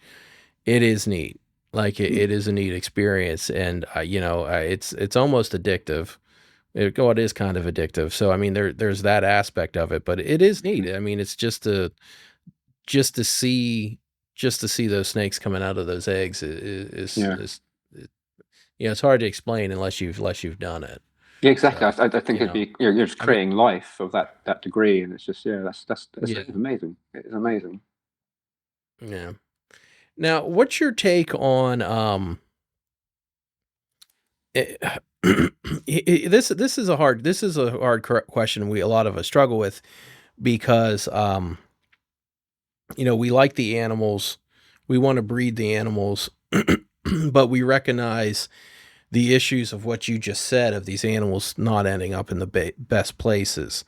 Um, and it seems like the only option to continue breeding is recognizing the need to call animals. And a lot of people in the US, and that's more of a debate we're having now, is, well, should we be calling some of our production to keep them from ending up in shitty conditions, while at the same time helping to protect the market itself? Because it's so easy it's so easy to ruin a part of the retic market through overproduction. Um, and personally, I'm for calling, um, because when you have, if you even if you have a smaller clutch of retics, which mainland will say is 20, that's still a lot. And in that, there's some animals that basically have failure to thrive, don't want to eat. And for a long time, people, well, they just force fed those animals to get them going, to keep them alive. And those are animals that, to me, they're saying genetically, we're not that good. Like if they don't want to eat, their failure to thrive. I don't think we're doing anybody, including the snake, a benefit by forcing food down its throat and then passing it on, and then it passing all those failure to thrive genetics. But at the same time, other aspects of breeding, because it is a business. So we can't pretend this is the bullshit you hear from all the US breeders. Oh, they're my passion, they're this. It's like, once you get so many, you have to make money off them, unless you have massive amounts of money to just feed them. Because I have to make at least some money off my retics, because it cost me $60 to feed my Sola just one time. So I am an advocate for calling and trying to limit what's out there. And I think it's okay if you do it humanely and they're not going to waste. Like, nobody has a problem feeding rodents to reptiles. And I personally don't have a problem feeding other reptiles to reptiles. I don't. They're doing it in the wild. king cobras need snakes to eat. I don't see a problem with it, but I understand why it's a moral issue for some people. Yeah, yeah. No, I said with the, would you say, um,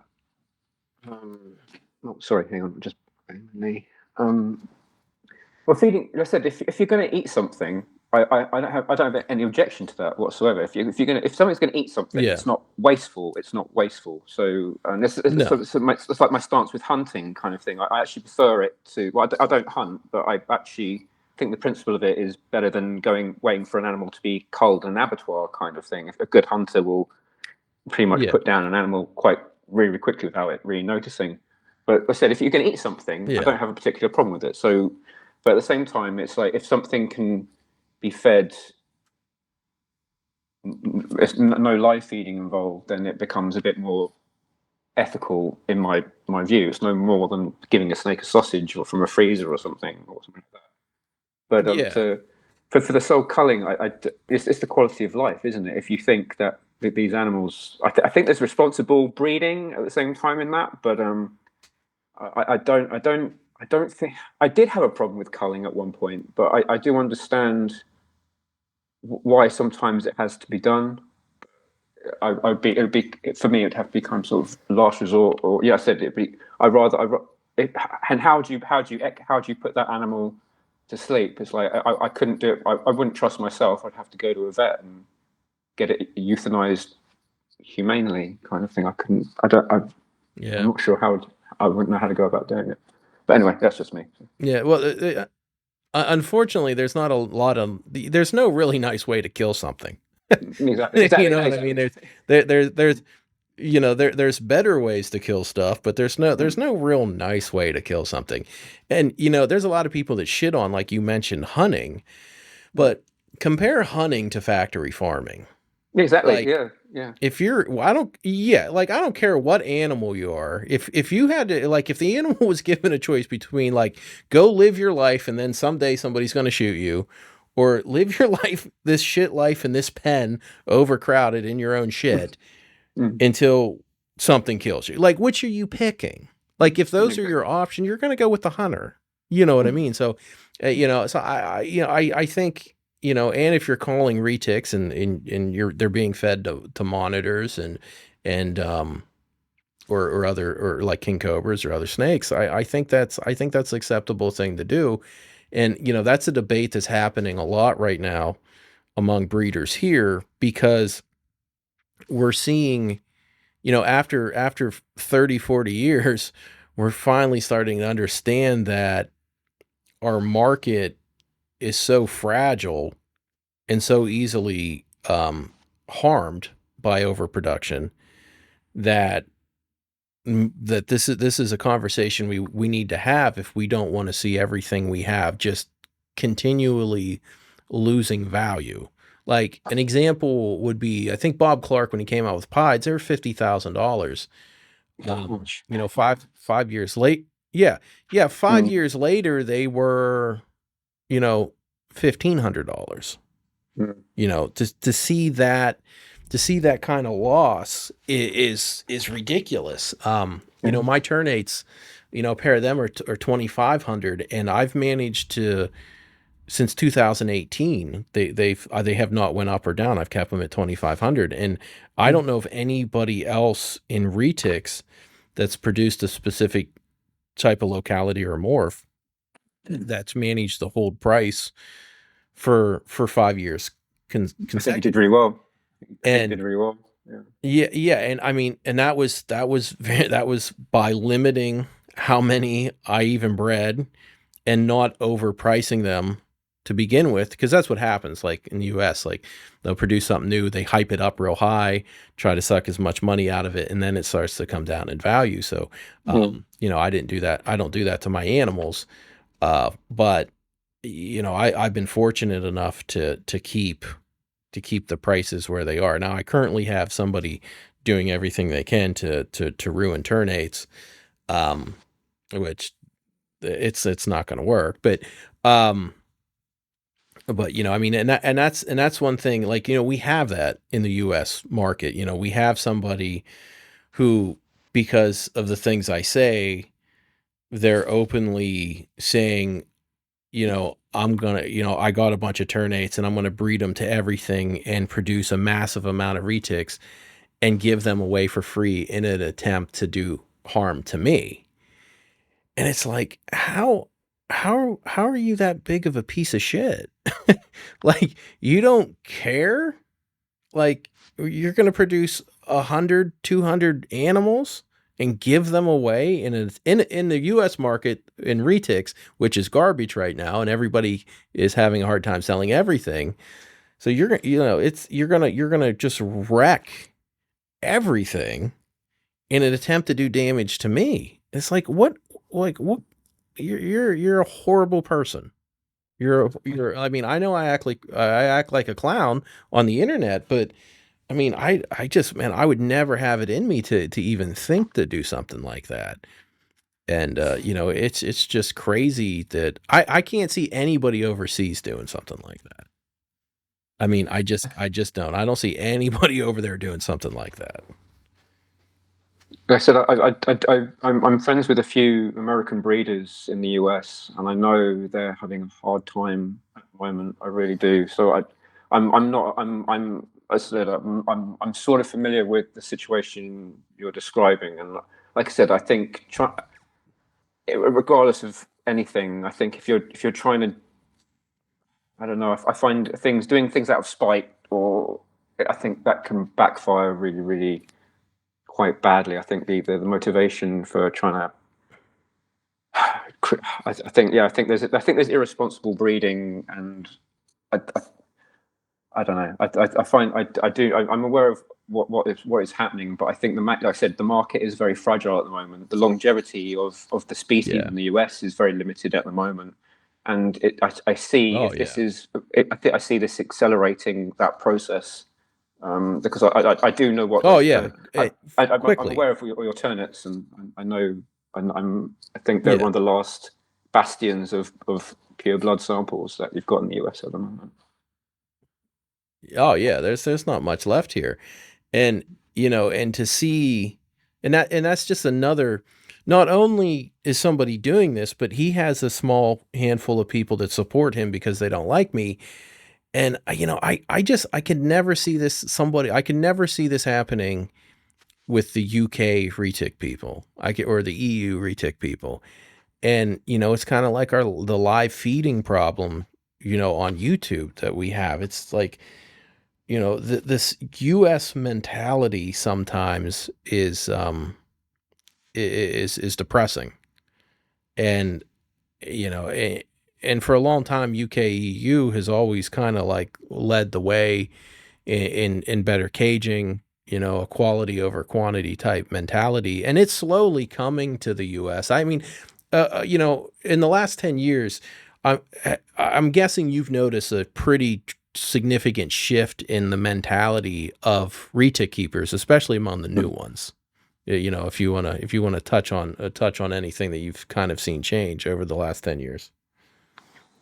I think everyone. Well, as far as people that I've spoken with, in terms of the keepers and the breeders, everyone seems to be unanimous that they want better standards for the larger constrictors, whether it be space, lighting, Yeah. or whatever. And I think I really think that's a good thing. And yeah, I think those. I say. Yeah, there's the empathy for the animal as well. It's just like I see Sonny and Cher in the 10 foot by 3 foot, and I think this is a minimum, but I still don't think I think it could be bigger, because they do move around, they do want to do things, and just to be very, I think we can be quite, how to say, set in our old ways, and in how we look after animals, but I think there should be room to try things and improve things. And I think what I've heard from everyone here is that they are trying to do that, not really settle for the bare minimum. If that makes Yeah. Yeah. sense. And I mean, even at 10 by 3, you're still having larger cages than 99.9% of the people here. You're still Mm.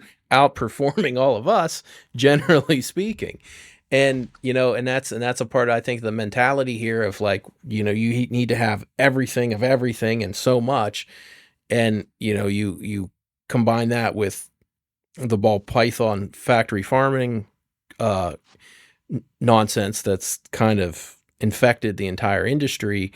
And it is promising to see the newer generation of RETIC keepers kind of shifting away from that. And I think it's an evolution, and that's typically a slower process. But I think from a business standpoint, you're going to see a lot of pushback from breeders because you can fit a lot more 6 foot cages in a room than you can 10 foot cages. Yeah, So the yeah, bigger the cage, the fewer the snakes. So from yeah, a breeder aspect, that's not what people, you're not going to see too many breeders pushing that aspect, because that means they're going to buy less snakes from you. My offset of that has been try to work with some smaller localities that are much more manageable. yeah. So that's what I've tried to do towards more dwarf super dwarf. And I mean, a 10 foot snake, a 10 foot retic's really not that big. I mean, it sounds big, Yeah, but exactly. Yeah. a 10, that's a very manageable size animal. And you can give it as big of a cage as you want, but it's even a 6x3 for a 10 foot retic is bigger than it sounds like. It's not that big, but it's not a you know a rack type system, and it's but I think we're moving towards that. The only problem I see with this, and I'd be interested to hear your opinion because I got some shit from that No, first podcast I did, right. um about sometimes we have tendencies to push things too far. Like, so we're coming from this factory farming minimalistic uh situation to this, the animals need bigger cages, bigger enclosures, bioactive. Like, where's the cutoff point? And I'm just worried that. And the example I used was Garrett and that big female platinum in his Karma.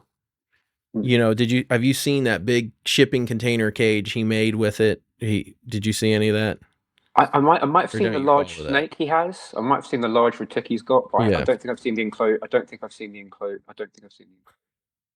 I might have seen Well, the large snake. it's Yeah, like a 20 by it's like 20 by something massive, by something. It's gigantic, massive. right? Wow, wow. Okay. Yeah. Yeah, and he's pushed this idea. It's like, well, this is what a mainland needs. This is what a mainland needs. And I'm like, well, that no, who can supply a 20 by 12 by 12? You know what I mean, for one snake? And like, Yeah. I mean, it's cool that he has the ability to do that, but my argument was, why why does his under 20-foot snake need a 20 by 12 by 12, but his 10-foot super dwarf only needs a 4 by 2? But there needs to be consistency, That I that guess, was with my. that. Yeah, there needs to be Yeah, let's consistency. work out the math and yeah. So, and that's been a weird split in retics in the US. Has been like this mainland versus super dwarf breeders. And there's been this push, you know on this idea that these mainlands need an enclosure that size, but for some reason the super dwarf doesn't. So there's been a huge inconsistency Yeah, there. But I do worry that sometimes people take things too far, and I don't want to go to that exaggerated situation like we see with Garrett, that this snake needs half a house. Um, but like, what would you consider, I don't want to say minimal, but adequate, like for a 12, like snakes your size, what are they, like 15, 16 feet? What do say you for think's 15 foot. yeah. Well, 15-foot snake. This is it's a hard one. It's like there's really no size fits all. This rule. It's just like I I, know. thi- I know. when That's why when this when is you such a hard research question. when you research retics, the really good ones will say that you don't need a room size enclosure, but you should always expect to Yeah. provide a room size enclosure because that animal that animal could very well need, it could be an 18, 19, 20 foot animal basically. So a 6 foot Yeah. in that term is just like, I don't think that's a good thing. But I think I No. I I don't know. I don't even know. I don't even. I thought 10 foot by 3 foot was big. And thing is, when they're curled up, they use about 25% of that enclosure. Yeah. If that. And When then they're curled up, and they're in a corner. and Yeah. and I think there has to be what is reasonable as well in this. So basically, so if you're, I know it's about trying to give the snake choice where it wants to be, but I'm saying Yeah. on a middle ground, it's like even on an 8 foot by 10 foot, if the snake is being exercised, multiple times a Mhm. day, it's got the opportunity to go out and exercise, and it's not solely living in there. I can see room for that. I can see that. I can see how that can be reasonable. But I'm looking at my situation at the moment, and it's just that I think I can see that I need to provide something a bit bigger, because they it's not, they do need more space when they do decide to move. But and I can't offer that all the time in where they are, because it's just so cold in the shed. So yeah, I need to give them something a bit Yeah. bigger, to give them a bit more choice. That's how I'm. But I'm not going to berate How high are anyone. your cages?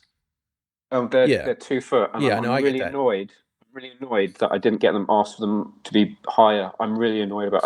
If I could have got them higher, I would have. And yeah, I may have got them a Yeah, bit like longer and do you higher. think if you'd even went even 3 foot and put in shelving, do you think that would have made, like, they're the same 10 by 3, but they were a foot higher, and then you had like some shelving in there where they had basically a second level? Like, do you think that would have made a big difference? Because a 3 foot high cage, a 2 foot high cage to 3 foot high cage doesn't sound like much, but it is. Because I used to have some homemade cages that were 4 foot deep, and 4 foot, and that extra foot was made a giant difference. Yeah. That made a giant difference, having that extra foot deep. But do you think even if it was 3 foot high, like, you think you'd feel a little more comfortable with it?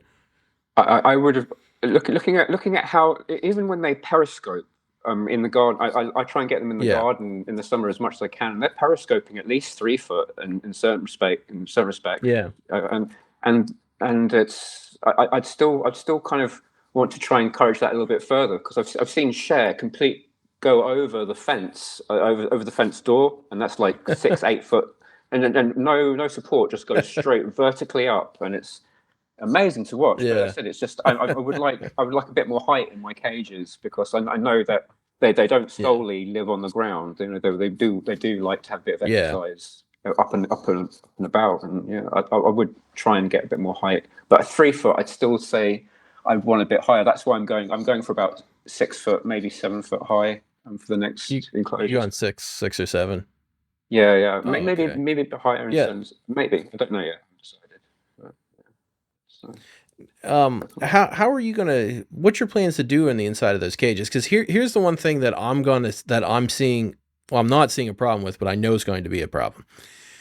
People that are doing these pretty and fancy setups, they're having logs and rocks and all this stuff in these cages that they're basically gluing in there, and they're going to be right. really fucking hard to clean. You know what I mean? So Yeah, exactly. I Yeah, think yeah, bigger cages are great, but I think people are going to run into an issue with all this shit that they put in cages that's, you know, going to allow for a lot of bacteria growth, very hard to clean, and they're not exactly. really removable. Yeah, So, I yeah, mean, I think I think minimalistic in terms of the things in the cages, like simple shelving, simple climbing things, stuff that's cleanable. I yeah. think, all the crap they're putting in cages is going to be very, very hard to keep clean.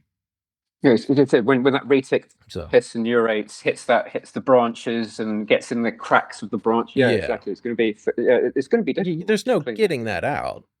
Yeah, Yeah. Yeah, I'm there's no going for getting that bamboo. out. So, I'm are you?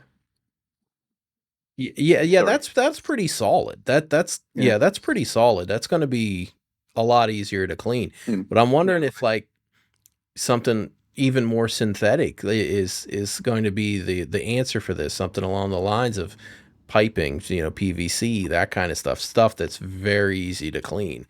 Mm. I think that's something that people are going to have to work out in the future is because some of these cages I'm seeing are like really really nice, but I'm looking at them like, how the fuck are you going to clean that piece of moss you glued to the wall, like when they spray piss all over it? Like, how are you going to do this?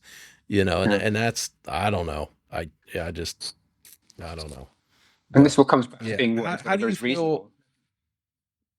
Yeah. That's it. Yeah, and I think that's one of the things where people might push this a little too far in trying to, outdo each other on their setups, and they're going to find that these setups aren't viable because they're saturated in Mm. piss within a Exactly. year, and they got to rip everything out. You got to rip everything out just to try to just to clean it properly, and you can't because you glued everything in there. Yeah. So, I think my main but concern with doing these room size, it's all fair. I said very good doing the room size enclosures, but I said my major fear is that I do these room size enclosures and they become really expensive to run and maintain, and this is why I'm trying to strike a balance, because obviously I've got other things to do, but I want my animals in a yeah, clean, hygienic environment. So I've been really trying to ask for economical to run and easy to clean for my. So I don't mind a bit of rock. I'm going to have rock faces and stuff in there and whatever, but I said yeah, that the focus is on stuff that's easy to clean rather than something that's going to take me like 2 days just to get rid of all the bio. Yeah, it's just like yeah, it's just not feasible. It's just not feasible. yeah, and I just feel like that's something people aren't thinking about yet, as they're Mm. pushing for these more elaborate setups. Is, it's okay if it's a crested gecko, but if it's something, you got a large cage, even if it's a 6x3 and you have it set up with all this crap in it, and it's like, man, how are you going to get that stuff actually clean? Exactly. And I think that's That's where my the main fear. minimalistic, Mm. yeah, Mm. and I think that's where the minimalistic setup trumps some of these more elaborate setups, is you can actually clean it properly. And eventually, if there gets to be too much ammonia in there, too much anything, like, you're going to start it's not going to be a good situation, and you're going to be spending a lot of money throwing away a lot of stuff and ripping it Mm. apart. Mm. But yeah, so I mean, that's why I'll be real. I'm really interested to see what you do with this, and see what route you go, because I think I think once I think you got a good idea, but I think you're gonna have to, like, really sit down and try to fine tune this to make it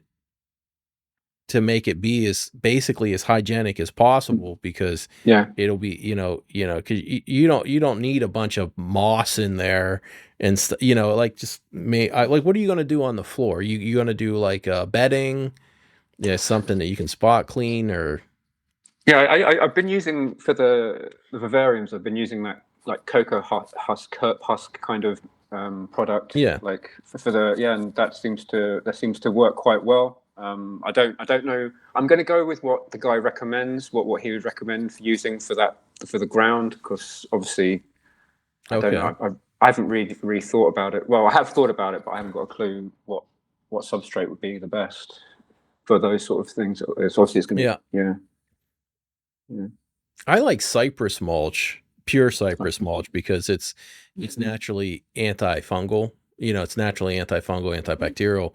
I don't know if you have as easy as access to cypress as we do in the States.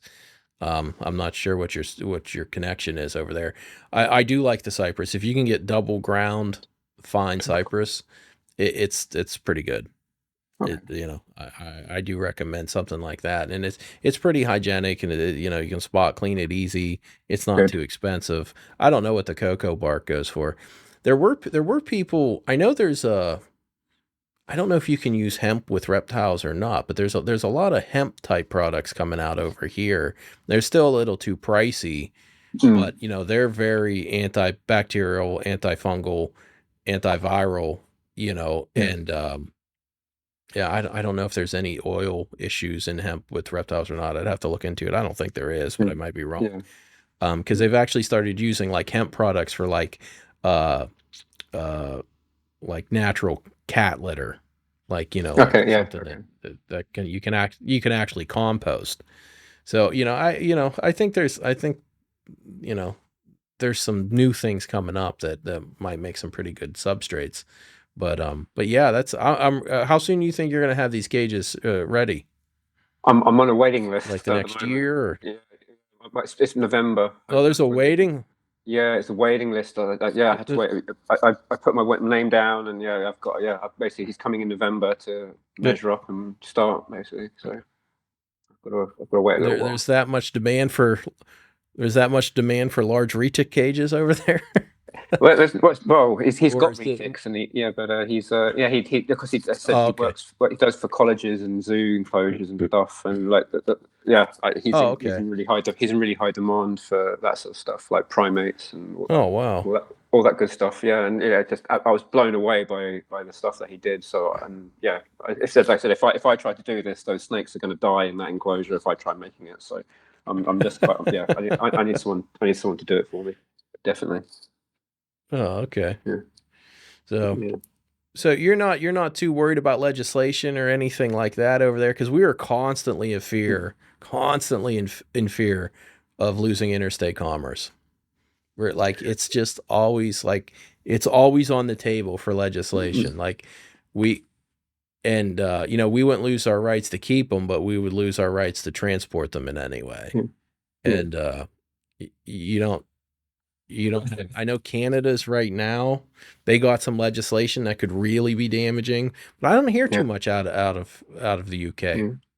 No, as I said, the only legislation I heard recently was for kind of pet shops and zoo. I think they want to they increasing the enclosure sizes for them, but it doesn't affect private keepers or something. That was the only kind of legislation I've heard recently, but not nothing outright banning. I think that there's talk of trying to license the large constrictors and whatnot. But I don't think that's happening just yet. But I think that's on. I think that is on the table, as far as I'm aware. So Oh, really?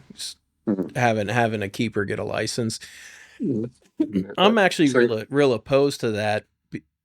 I'm real opposed to that because what they do here in the U.S. as soon as like, instead of making an animal illegal, a lot of times what they'll do is they'll create a licensing system and then they just won't give out license. right, yeah, right, yeah, They'll trick you to be like, yeah, no, yeah, they'll trick you. They'll be like, no, we're not gonna ban them. We're not gonna make them illegal. We're just gonna put out a licensing system, and then no one can get a license. That's what they did here in Pennsylvania with larger carnivores. right. Oh, Um, right, okay. you know, yeah. So like, if you want a wolf or a bear or some other crazy animal that you probably Yeah, don't need, yeah, um, there's a license for it, but they just don't. They just won't give them out anymore. mm, So, and I think good. they actually moved to just ban them recently.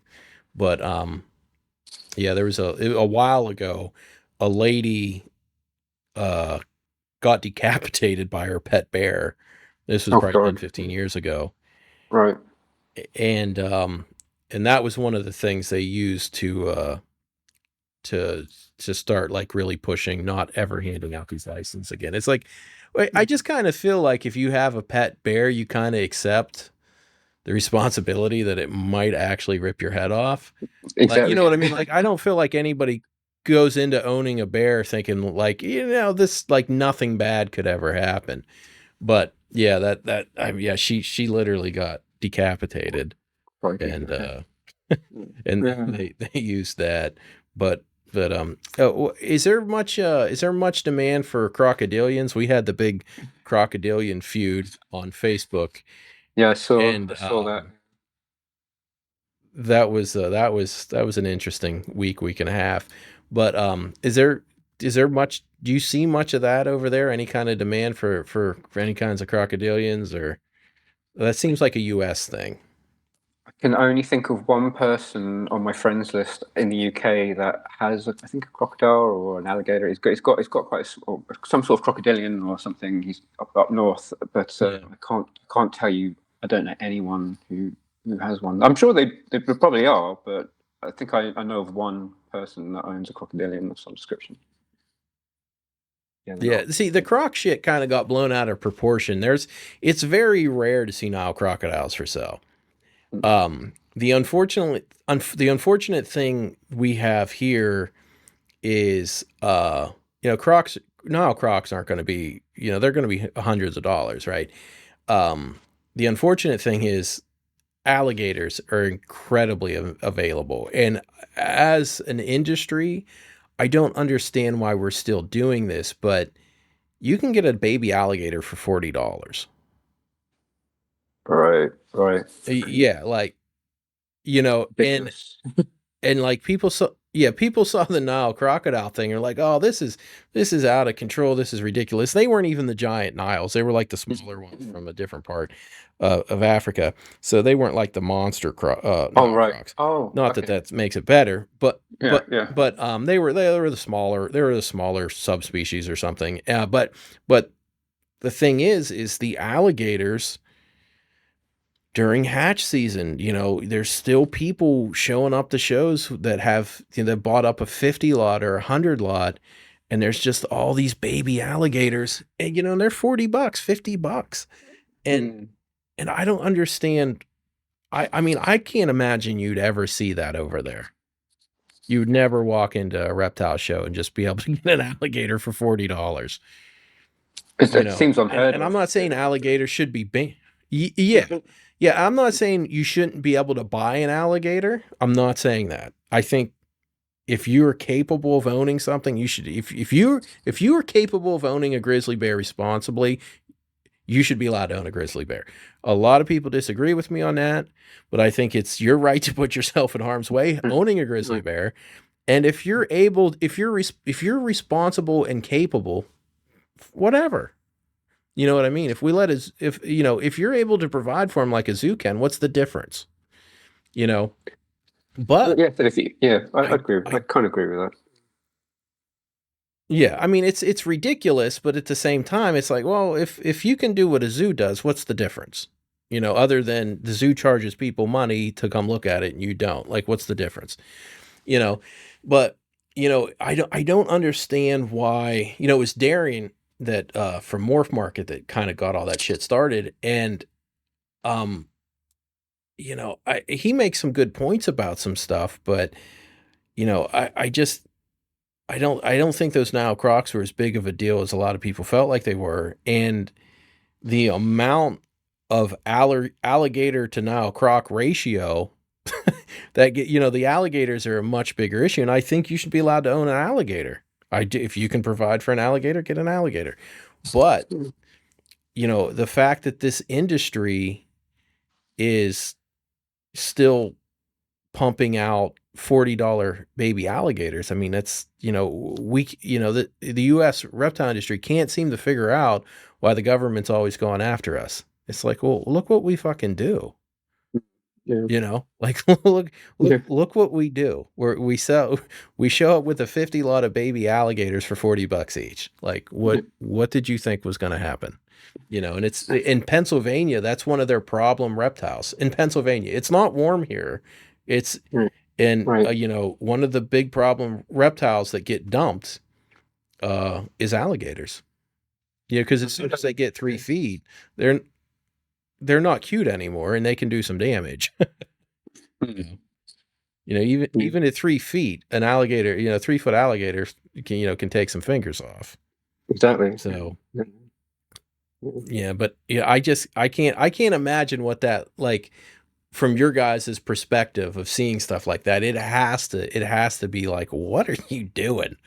But because I mean, I feel that way with a lot of the stuff we do. So I can't imagine what the UK EU keepers are thinking when they see that kind of stuff. The thing is, the US has got very extreme cases. You've got a huge population, so you've got everything going.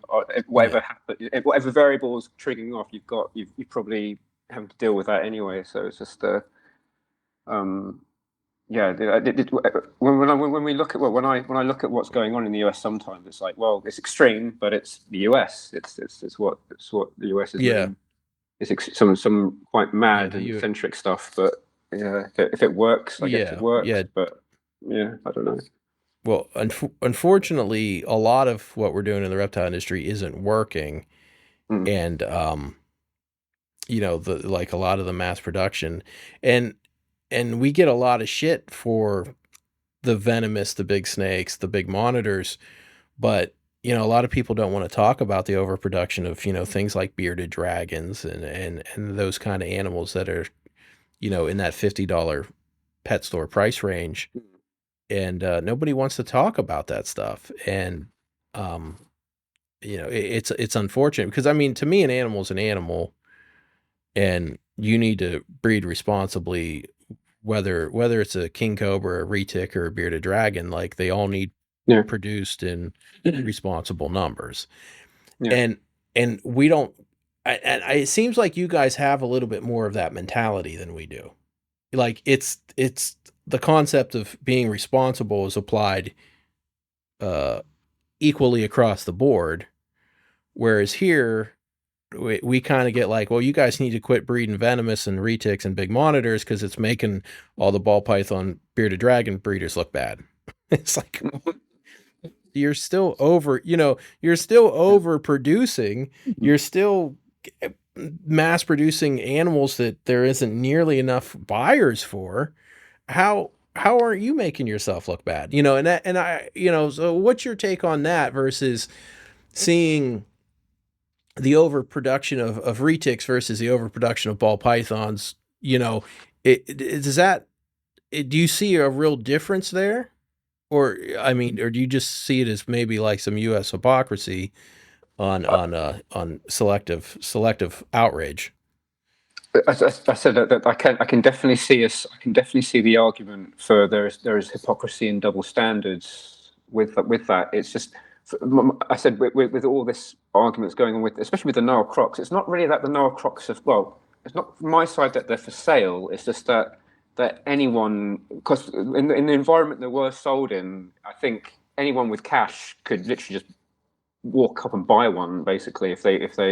And I think that for me is where the problem lies, rather than, like I said, I don't want anyone to, if someone can, like I said, if anyone can look after an animal responsibly and well and whatever, I think I don't want to see legislation against that. But I think, yeah, trying to selling Nile crocodiles at an expo, where pretty much anyone just with money can do it, and I think that's where the issue lies. But like I said, I think that's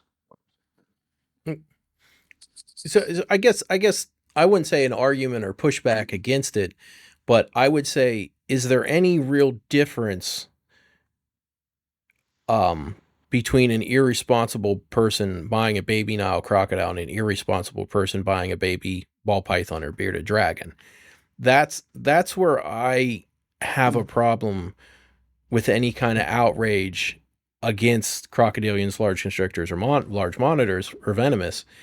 Is is the end result's the same, and that's a dead animal.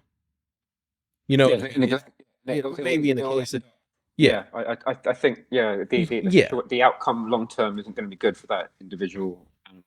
yeah, and it's the exact same outcome. Yeah, It's yeah, either pretty it much. gets dumped, abandoned, or it dies.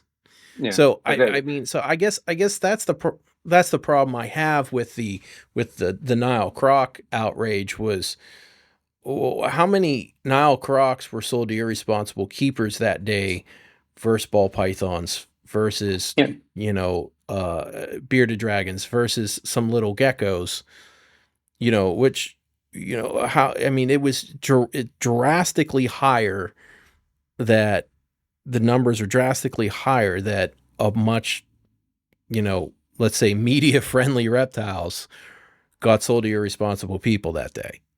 yeah, You know what I mean? yeah. Because I have a hard time. Yeah, I have a hard time thinking that your average person is going to even look at a Nile crocodile and say, "Yeah, that's a good idea." you know, you know what I mean? Like, Yeah. as somebody's kept reptiles all my life, I would love to have a Nile crocodile. I'd love to have a pair of Nile crocodiles. I don't have anywhere to put a pair of Nile crocodiles, so I don't have them. You know what I mean? So like I think your Nile crocodile market is very very limited. There's Yeah. only two Yeah. types of people buying Nile. Yeah, there's only two types of people buying Nile crocodiles: people that are totally capable and people that are totally clueless. I don't Mm. think there's an even in between there. There's only two people, like people that absolutely can take care of them, and people that absolutely shouldn't buy any animal ever. So I really think there's just this very broad two sections of people that would even purchase something like that. And one's a bad idea, and it doesn't matter what they would buy, because if you think buying a Nile crocodile is a good idea and you have no ability to take care of it, you're probably gonna that's probably just throughout your whole life and your daily choices. That's all you do is make bad decisions. You know what I Decisions. Yeah. mean? It's like yeah, it's like Mm. that individual does nothing but make bad decisions. And it's not about the Nile crocodile. It was whatever they were going to do something stupid that day, whether it was buying a Nile crocodile or buying a cobra or buying a bunch of fireworks and blowing their hands off or something. You know what I mean? So I just think that I think the general public argument against, well, we shouldn't have to offer these to the general public. General public doesn't want a Nile crocodile. There's only two type of people to do, like an idiot that Mm. does nothing but make bad decisions in life, and somebody capable of taking care of a Nile crocodile.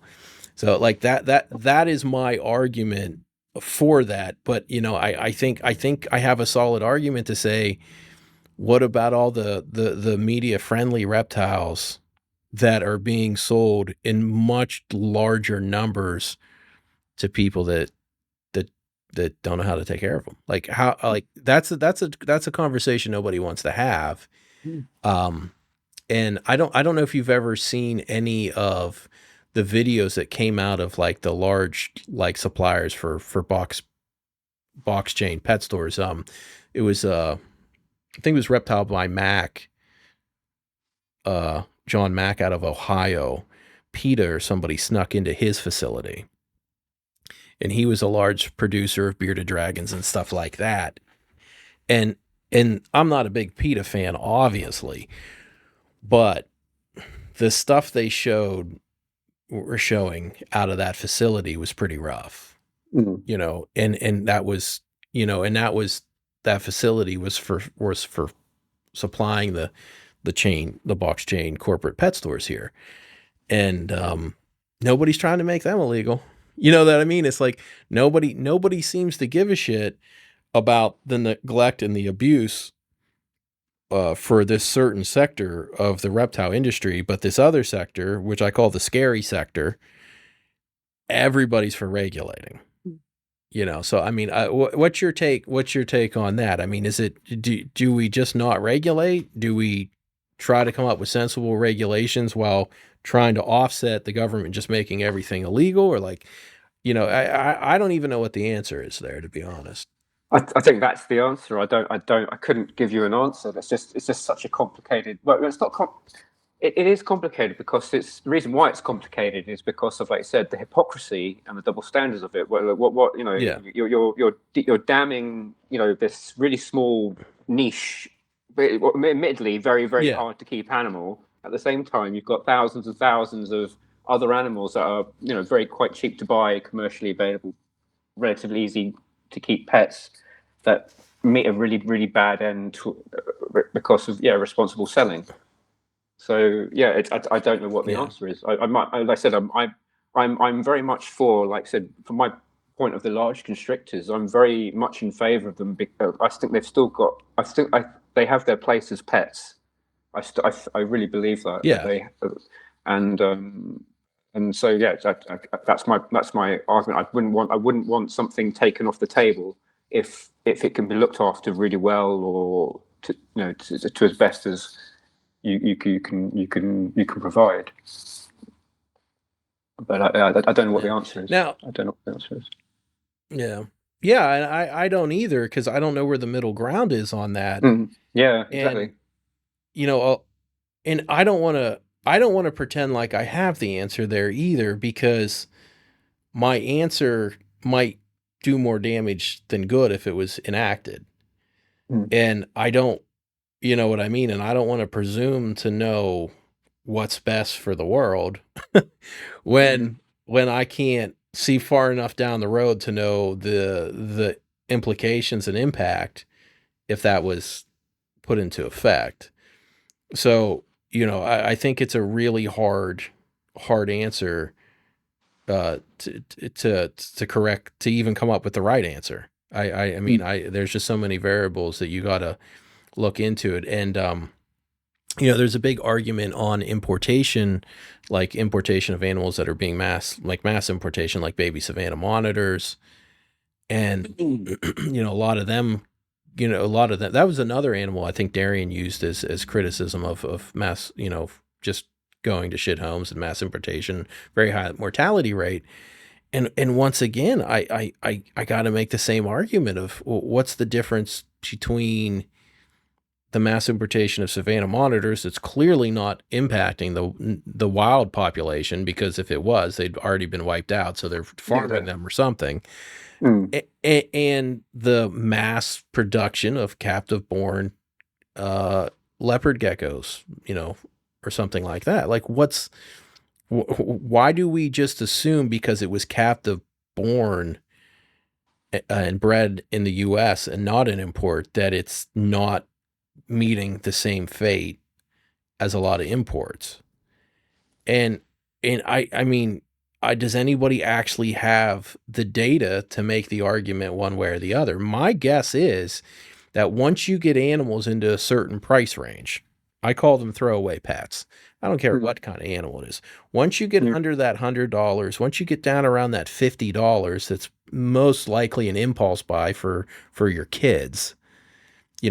Who most kids, they want one thing one day and they want one thing the next day, and it's the parent taking care of it in the end. And you know what I yeah. mean? It's like, is there you know what I mean? Is there really a difference? Is there any significant difference in the general outcome for these animals, baby Savannah monitors that were imported versus baby leopard geckos that were produced here? And I find it hard to believe that simply being produced captive born in the US gives them such a high leg up for survival rate Mm. in a captive setting and in some little kid's bedroom. I just what's the mechanism that causes the survival rate to be so drastically increased? And I just don't think it's there. Yeah. So the only difference that I would flag, I guess, would be, I guess, disease and parasites from Yeah. wild. But apart from that, I Yeah. said they can still have the same outcome. It doesn't matter if they were raised in captivity; they can still go to crap homes, or they can still be badly looked after by the breeder. So Yeah. yeah, there is a that. But the only thing that would really flag between the wild caught and captive bred thing would be, for me, for only one would be the parasites and whatever, and that Yeah, that's yeah. that'd be it, Yeah, really. that's the only thing you can that's the only con you can come up with. Mm, I mm, think once you get into that price range, you have this it's the same buyer. The same mm, buyer that's going to wants to spend $20-$30 on a exactly. Yeah. pet, on like you know what I mean? You're saying it's the same exact clientele. And if the Yeah. clientele's the problem, well, let's say this, the clientele is the problem. It's not the animal. The animal's not more inclined to do this or that. It's your clientele. So I guess what's your view on the mixing of the retic localities with the morphs to shrink them down? Do you like the direction of that? Do you think people are kind of being misled on size, on their intrinsic value from the higher end prices? I mean, do you think the retic industry is at least moving somewhat in the right direction with trying to downsize them a little bit? If you're making them say more manageable or a little bit smaller, I think that might be a good thing. But it said was that woman in Indiana who got killed? I think by an She eight got foot. taken out. Taken out by By an 8-footer. yeah, an 8 foot reticulated python. So in terms of dwarf and super dwarf, which get some can just be in that 10 foot area. They can fit into that 8 Yeah. 10 foot bracket. And I can't see any. I can't if you're selling it purely on a safety factor, like this is less dangerous than a mainland at 8 foot, or I think that would be bad and misleading because, like I said, they are strong. Dwarves are still strong animals, or I don't like using the word dwarfs, but yeah, the smaller Yeah. ones, they're still strong. They're still capable if they get round a neck. That's the danger Yeah. side of it with the large constrictors. And yeah, but I get into fights all the time with people about not putting retics around your neck. I get in a fight. The ironic thing about that girl dying was a week or two before she died, I was still on the retic nation at the time. Um, and I just got into this like week and a half argument of like telling people to quit putting retics around your neck. And like it was this big fight for like over a week, and then she dies. And I was like, that wasn't my finest victory lap, no, but for yeah, to win an argument. But I'm like, well, it's like, this is a horrible told you so, but yeah, I'm still going to tell you so. And yeah. the funny thing about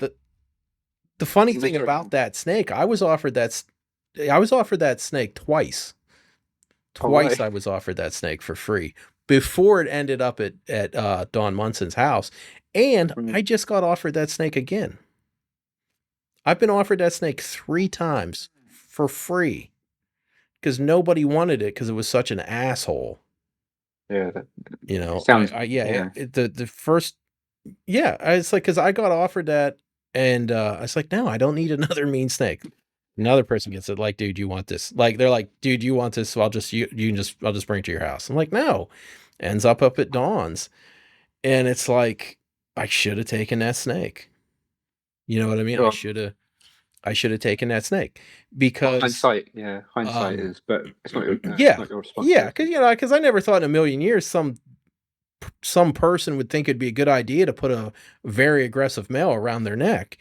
Exactly. And I'm not I'm not blaming anybody for this, but one thing I have a problem with is sometimes how people talk about how to calm down a retic. And Nerd's done some videos of like dealing with aggressive snakes. Garrett's done some videos. And was one video specifically of Kevin. He's like on the ground on his knees talking about, and he's working with his quote unquote aggressive retic. And he's saying, you need to interact with it like this and do this. And I'm like, don't tell people. First of all, get off the floor. Get off the floor if you're and the snake he was working with was just a little irritable. It wasn't mean. I'm like, man, come try that at my house. Come to my house and interact in its space while you're on the floor. Watch how quickly your face gets removed from your body.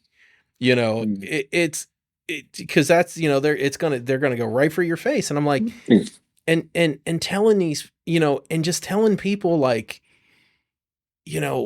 oh well, maybe you do this and let it get used to you, and it's like animals are like people. Sometimes people are just assholes, and that snake is just an asshole. You know what I mean? It's just not not a nice snake. It's never going to be a nice snake. It doesn't want to be a nice snake. It's an F1 tribal. It's an F1 tribal, and typically Philippines aren't that friendly. They're just typically not that friendly. They're kind of dicks. And I mean, I felt bad that happened, but at the same time, there are pictures of that girl of her doing that on multiple occasions. I saw it. And and I'm like, why do you have that animal around your neck? But she loved animals, and she was going to tame it down, and she was going to make it friendly, Mm. and that didn't work out real well for her. No, And no. and and I mean that snake was like 8 feet, and now we don't get to make an argument that an 8 foot snake can't kill you. We don't get to make that argument. That means carpet pythons can kill you, which it doesn't take much. It don't take much pressure to cut off that blood flow to your head, and then you fall, you Yeah. hit your head, and you're done. You know. I don't No. think that snake was trying to kill her. I don't think that was like, I'm going to murder somebody today. I think that was an aggressive snake that should have never. One, that girl should have never been in that facility Yeah. unsupervised. Yeah. Like like you should never. I mean, would you ever like look how friendly your snakes are? Do you ever let just random people go in there and just skid them out? Like you have Mm. like the nicest retics on the planet. Do you feel I think comfortable? Just like I have to. I give direction first if they no, they're more than welcome to take them out, but I would give them direction yeah, first, and I would also be watching the situation. This is it. This is all about supervision and being yeah, responsible. It's like if you're supervised, it doesn't yeah, particularly matter too much. But I said if you're putting a constrictor around your neck in that way, it's just asking for trouble, isn't it? Yeah. yeah, yeah. Because I mean, because it's like they will accidentally choke you out without Exactly. like they don't even they're not even trying to be mean. They're just trying to hold on. Hold on. Yeah, exactly. Just And trying to hold on. yeah, and Mhm. it's been more breeders now are saying don't put retics around your neck. And and that's a good thing. That's a really good thing that more people Mhm. are pushing that narrative to, if you don't got to put a retic around your neck, don't put it around your neck. And there's not a whole lot of cases that are absolute necessity. Like if you got a big snake and you're moving it, you can drop it over your shoulder, but Mhm. or if you're holding a snake and it's holding on to you, you need to have somebody there with you. Exactly. You really need to Exactly. have somebody there with you. I mean, I move snakes all the time by myself, Mhm. but Yes. I don't take those chances. I mean, I don't when I'm moving a snake, it's not wrapped all around me. It's Exactly. not on my shoulders. I'm picking it up. I'm moving it. And yeah, that was such an unfortunate event. Yeah. And Very sad. somebody just made a big yeah, I think you're going to see some legislation from that state coming cuz somebody, I mean, that happened how many years ago, and somebody just put out this big YouTube video on it. Like out of the blue years later. Like it just showed up on YouTube a few months ago. They were just making a big deal about it. And usually they do that before there's some legislation coming, you know. Right. And usually legislation with big snakes is like a size thing. Well, the size thing's out the window now, So I think you made a good point there though, that how do we market a super dwarf as any safer if if an 8 footer can take you out. Exactly. Um so I think the only marketability there is a more manageable size, less less cost for feeding. I think that's I think that's, and I think that's a good direction that we're going in.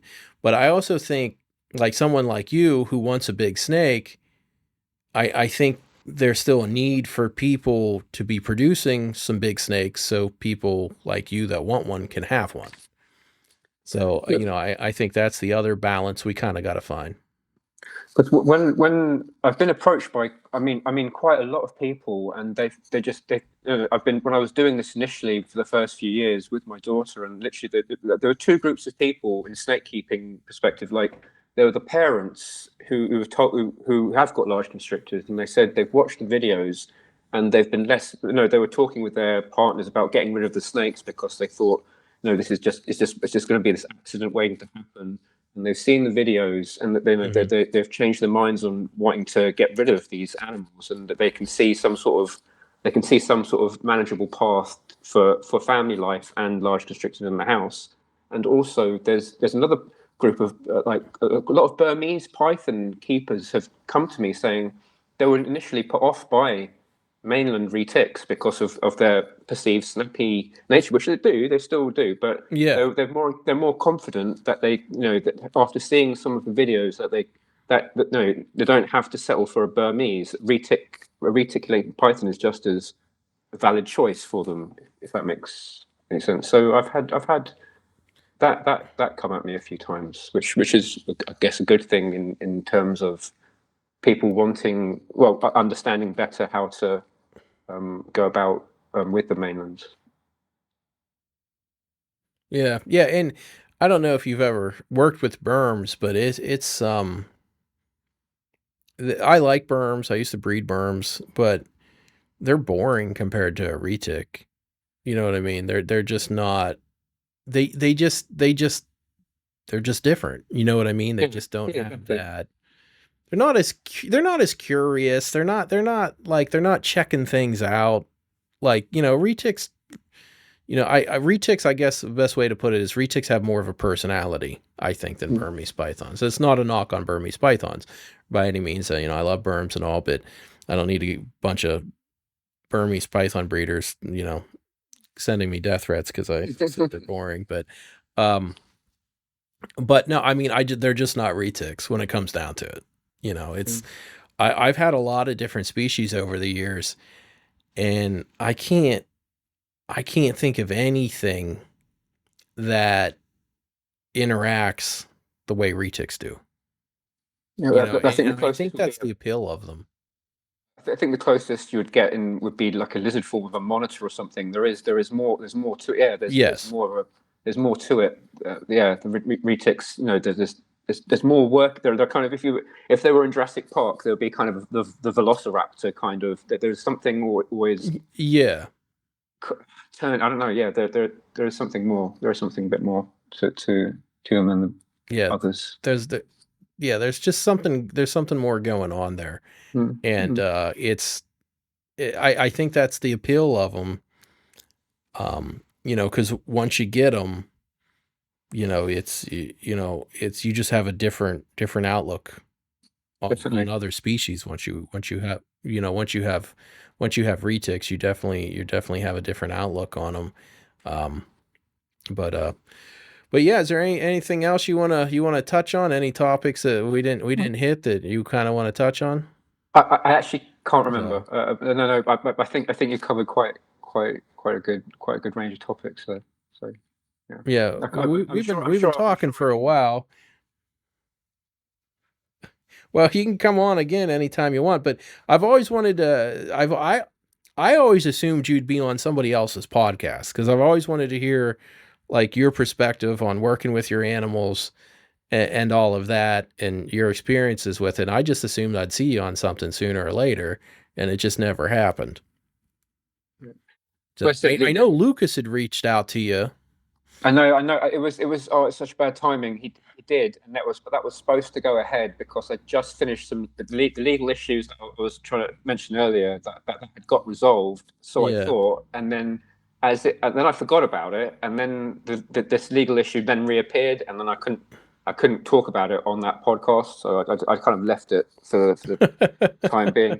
But like I said, the more I've been kind of more approached by the media companies than by any other like podcast Really? thing or anything. It's just, yeah, a lot more media companies I've been asked to do. Like, I've been asked to do like certain shows, which I've actually turned down because I didn't think it was in the best interest of of what I was doing. What But what like what like clickbaity shit? oh, like Like, there's some talk show stuff in the States from some few oh, people really? that got invited. Yeah, and then there's stuff in the UK as well. But like I said, I've been really trying to stick to my own content and trying to, because yeah, that's what I've been really trying to do. But like I said, the Dodo and Lab Bible and all that lot, they've been really really good. They've been very supportive of what I'm trying to do, and yeah, that's what I'm very comfortable. I said I'm doing another project with the Dodo soon, so hopefully that'll be quite, hopefully, yeah. so I didn't even know you were doing that. Oh I yeah, didn't even done know I've you were done doing anything with the dodo. Oh, like I've Yeah, done is there so is much there with a yeah, yeah, I yeah. had no idea about. I don't know how I didn't know that. Oh yeah, yeah. How didn't I know that? I don't know the Dodo, the Lab Bible, Unilag. There's so many of them, and but like I said, they've been really really understanding and supportive. Which, I know, I was bricking it when they came out, because I thought, oh no, what if they turn this into some sort of hate thing? But no, I've Yeah. got I got given previews of certain things, and I was quite, the message was there, but I said it wasn't. I said it was what I kind of. They were really good. They were really good with what Oh, I okay. needed from them. Well, I'll Yeah, have to look. I'll have to look that up and put the links in with the video description so people can check it out. Because I just see your personal Facebook, and yeah. I didn't really, if it ain't like a RETIC group or something shows up on my feed, I don't see it, you know. Yeah. But are you going to try to monetize this stuff a little bit more? I did. I actually, my YouTube That's what thing I'd was be doing. monetized. YouTube was monetized for me Oh, for really? a long, long time. It was really working quite well, but because of COVID, and I had to isolate because of my snakes are not here; they're somewhere else. So I had to isolate there, and so I couldn't Okay. upload, and so I lost the monetization on that. But yeah, that Oh, that was sucks. yeah. I'm trying to get it back to how that was, but it's going to take lot of work, and I can't be bothered. So, yeah, it's going to take a lot of work to do that. So. Yeah, how is the COVID shit over there? They kind of once some more numbers came out here in the US, people are like, we're done with this. We're done. Like we're like everybody's just had their fill, and Yeah, so they're just not having it anymore. no, it's pretty much well, it's Yeah. you've got to live with it, haven't we? You just got to live with it, and that's really it. It's like the Mm. isolation times are laughable now. It's just like a few days, and then you go back to work, even though you might be still be infectious. But it's not. Yeah, it's you just got to live with it really now. But yeah, Yeah, that's the dream. I tell you what, man, it crushed it crushed a lot of stuff here. The Mm. US had we had the largest transfer of wealth in human history because of COVID. We had there was so much money printed from thin air here, Mm. and since everything was shut down, everybody that got that, well, a lot of the money just went to like the Smithsonian or something got like $25 million because of COVID or something crazy like that. And then everybody that got their stupid checks, that's why the reptile industry was actually doing so well. We had Trump who who was able to like create a really strong economy, and then we had free COVID money, and people just took all the extra money and bought whatever it is they were into. Um, and then when all that shit died, like that's when the reptile industry like just started tanking. I warned people. I was like, dude, this is a bubble. You are experiencing a bubble. And everyone's like, no, super dwarfs are going to be this much and this. I'm like, dude, I've been doing this a long time. I know what a bubble looks like. And the second this money runs out, forget it. And that's where we're at now. Everyone's like, what's happening? I'm like, everyone ran out of free money. Well, the Trump money wasn't free, but people were making a lot more. And then the COVID money was free. Um, the fun fact, my local Walmart, because they were giving us $1,500 checks from the government for whatever because Right. Yeah. Yeah. lockdowns. Yeah. So so my local Walmart, the first check came out on a Wednesday, and I'm like, man, I don't want to have to go to the store. I don't know if you're familiar with Walmart, but it's Mm. like the most American like ghetto thing ever. And Yeah. and I was like, I needed paper towels as I was cleaning cages. Like, fuck, I have to go to Walmart, and everyone got those stupid checks today. It was just a sea of white trash with people with flat screen TVs in their carts. And like, Right. and like the they don't fit in the cart, so they're just draped over carts. And yeah, Walmart sold out of flat screen TVs that day. And every COVID check after that, Walmart figured out to get in flat screen TVs. And then towards the end, the COVID money started tapering off. It'd be like 1,500, then 1,200, then like 900, and like 600. So whatever the COVID check was going to be, they got in a shit pile of flat screen TVs at that price point, and they just sold so many. Good, yeah. Walmart killed it. Walmart killed it, and that's what happened. That's how we ended up with the largest transfer of wealth in human history Mm. because of COVID. Because everybody got all this. printed money from the government and everybody gave it to a corporation on some garbage they didn't need. Instead of buying their food and their provisions, they just bought like Yeah. flat screen TVs, and reptile people bought reptiles. Yeah. That's what That's happened. Reptile, yeah. that's because, when you have extra money, you spend it on luxury items, and yeah, and that's, yeah, but oh man, I remember being out there. It was a Wednesday, and it was just everybody had a flat screen TV in their car. And I was like, Jesus Christ, like this, Yeah. like because I was against giving out the money to begin with because we're already like 30 trillion in debt. And I was like, people are gonna buy dumb shit. They're not, no one's gonna buy anything they need. They're gonna buy dumb shit. And I was out there and witnessed it firsthand the first day the checks got cashed, and it was just like, yeah, I can imagine dumb this whole shit being bought. situation. So, I can imagine that being bought. Yeah, and I mean, yeah, and I mean, and that's the whole country just bought everything they didn't need that day. The gambling sites crushed it.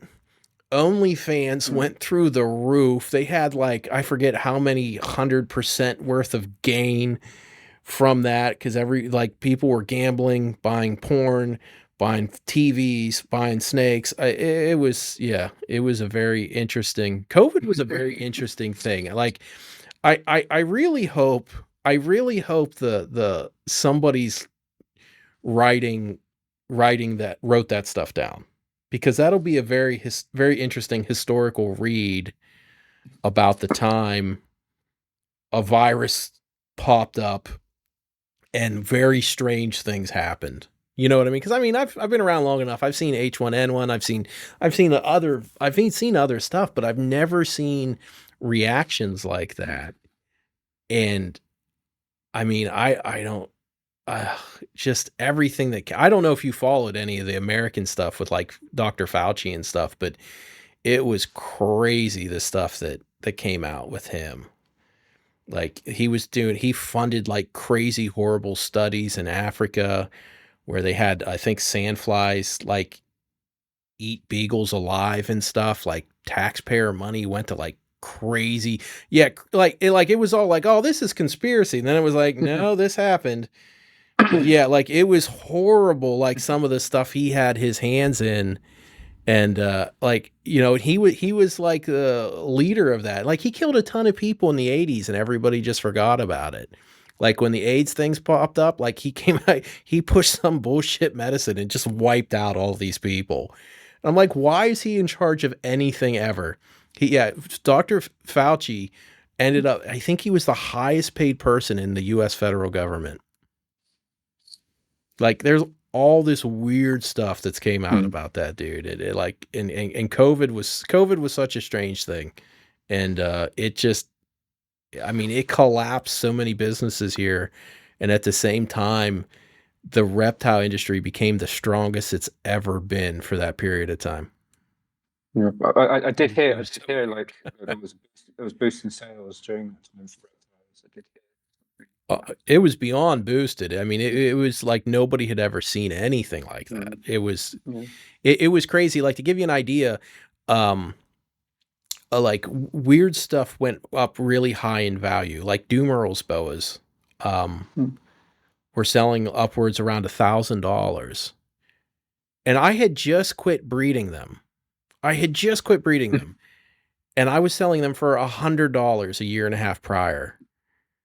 And my buddy calls me, Andrew calls me. He's like, hey, you still got your Dumerals? I'm like, no, why? I sold them. He's like, well, they're like $1,000 now. I'm like, what are you talking about? They're Dumerals boas. Like, they're $100. He's like, no, dude. It's like, check online. And I look them up. I'm like, what? I'm like, what is happening? And they're like, nobody has them. Everybody wants them. And people have COVID money. And he's like, are you producing any white lip pythons this year? I'm like, no, why? He's like, dude, they're like $3,000 a pair. I'm like, I couldn't sell those in 2016 and 18. I couldn't get $750 a pair. He's like, dude, if you got captives, you're easily getting, 2,500 a pair. He's like, can you get any Timors out of Indo? I'm like, probably. Why? And he's like, dude, they're like captive born Timors are like $4,000. I'm like, what are you talking about? He's like, look it up. Yeah. And I mean, and like, since then I was like, and he wanted, and I was like, Andrew, this is all gonna go away. As soon as this money goes away, this is all gonna go away. And it did. and now now everybody has their $1,000 fumarole bows that are back down to $200. But yeah, dude, it was such a weird situation. Such a weird situation to watch. So, but yeah, I really enjoyed talking to you about this. Oh yeah, Normally definitely. my discussions with RETIC people is me arguing and fighting with people on Facebook. But I'm trying to do this podcast to have some different people on that come and just basically talk and have a conversation. And No, it's great. No. a lot of podcasts are usually, yeah, a lot of podcasts are trying to push sales and shit. I don't want to do that. I just want to have people on, have them, give them an opportunity to talk about anything they really want to talk about and their experiences and, that kind of stuff. Yeah, it's good. It's a good idea. It's a really good idea because it's not. Yeah, there's going to be different stories. There's going to be different stories and different perspectives on it. So yeah, it's going to be a good one. Yeah. Yeah. So yeah, I appreciate you coming on, and I do got to jump off here because I got to get ready, heading to work here pretty soon, and I got to spend tomorrow. I'm off tomorrow, so I got to clean cages all day. So that's awesome. So no, I really appreciate you inviting me and asking to speak. No, because it's good. I'm really glad we have this conversation. It's been interesting to hear what you have to say. So thank you very much for inviting me on. Oh yeah, and I apologize in advance if you get any death threats for coming on my podcast, since there is a whole group of U.S. breeders that are out to get me. So so views that yeah yeah. So yeah, but all right, yeah, it was good talking to you, and if you ever want to do it again, let me know. Yep, I will do. Thank you very much, Rodney. Take care of yourself. All right, take it easy. Have a good one. Bye. You too. Bye.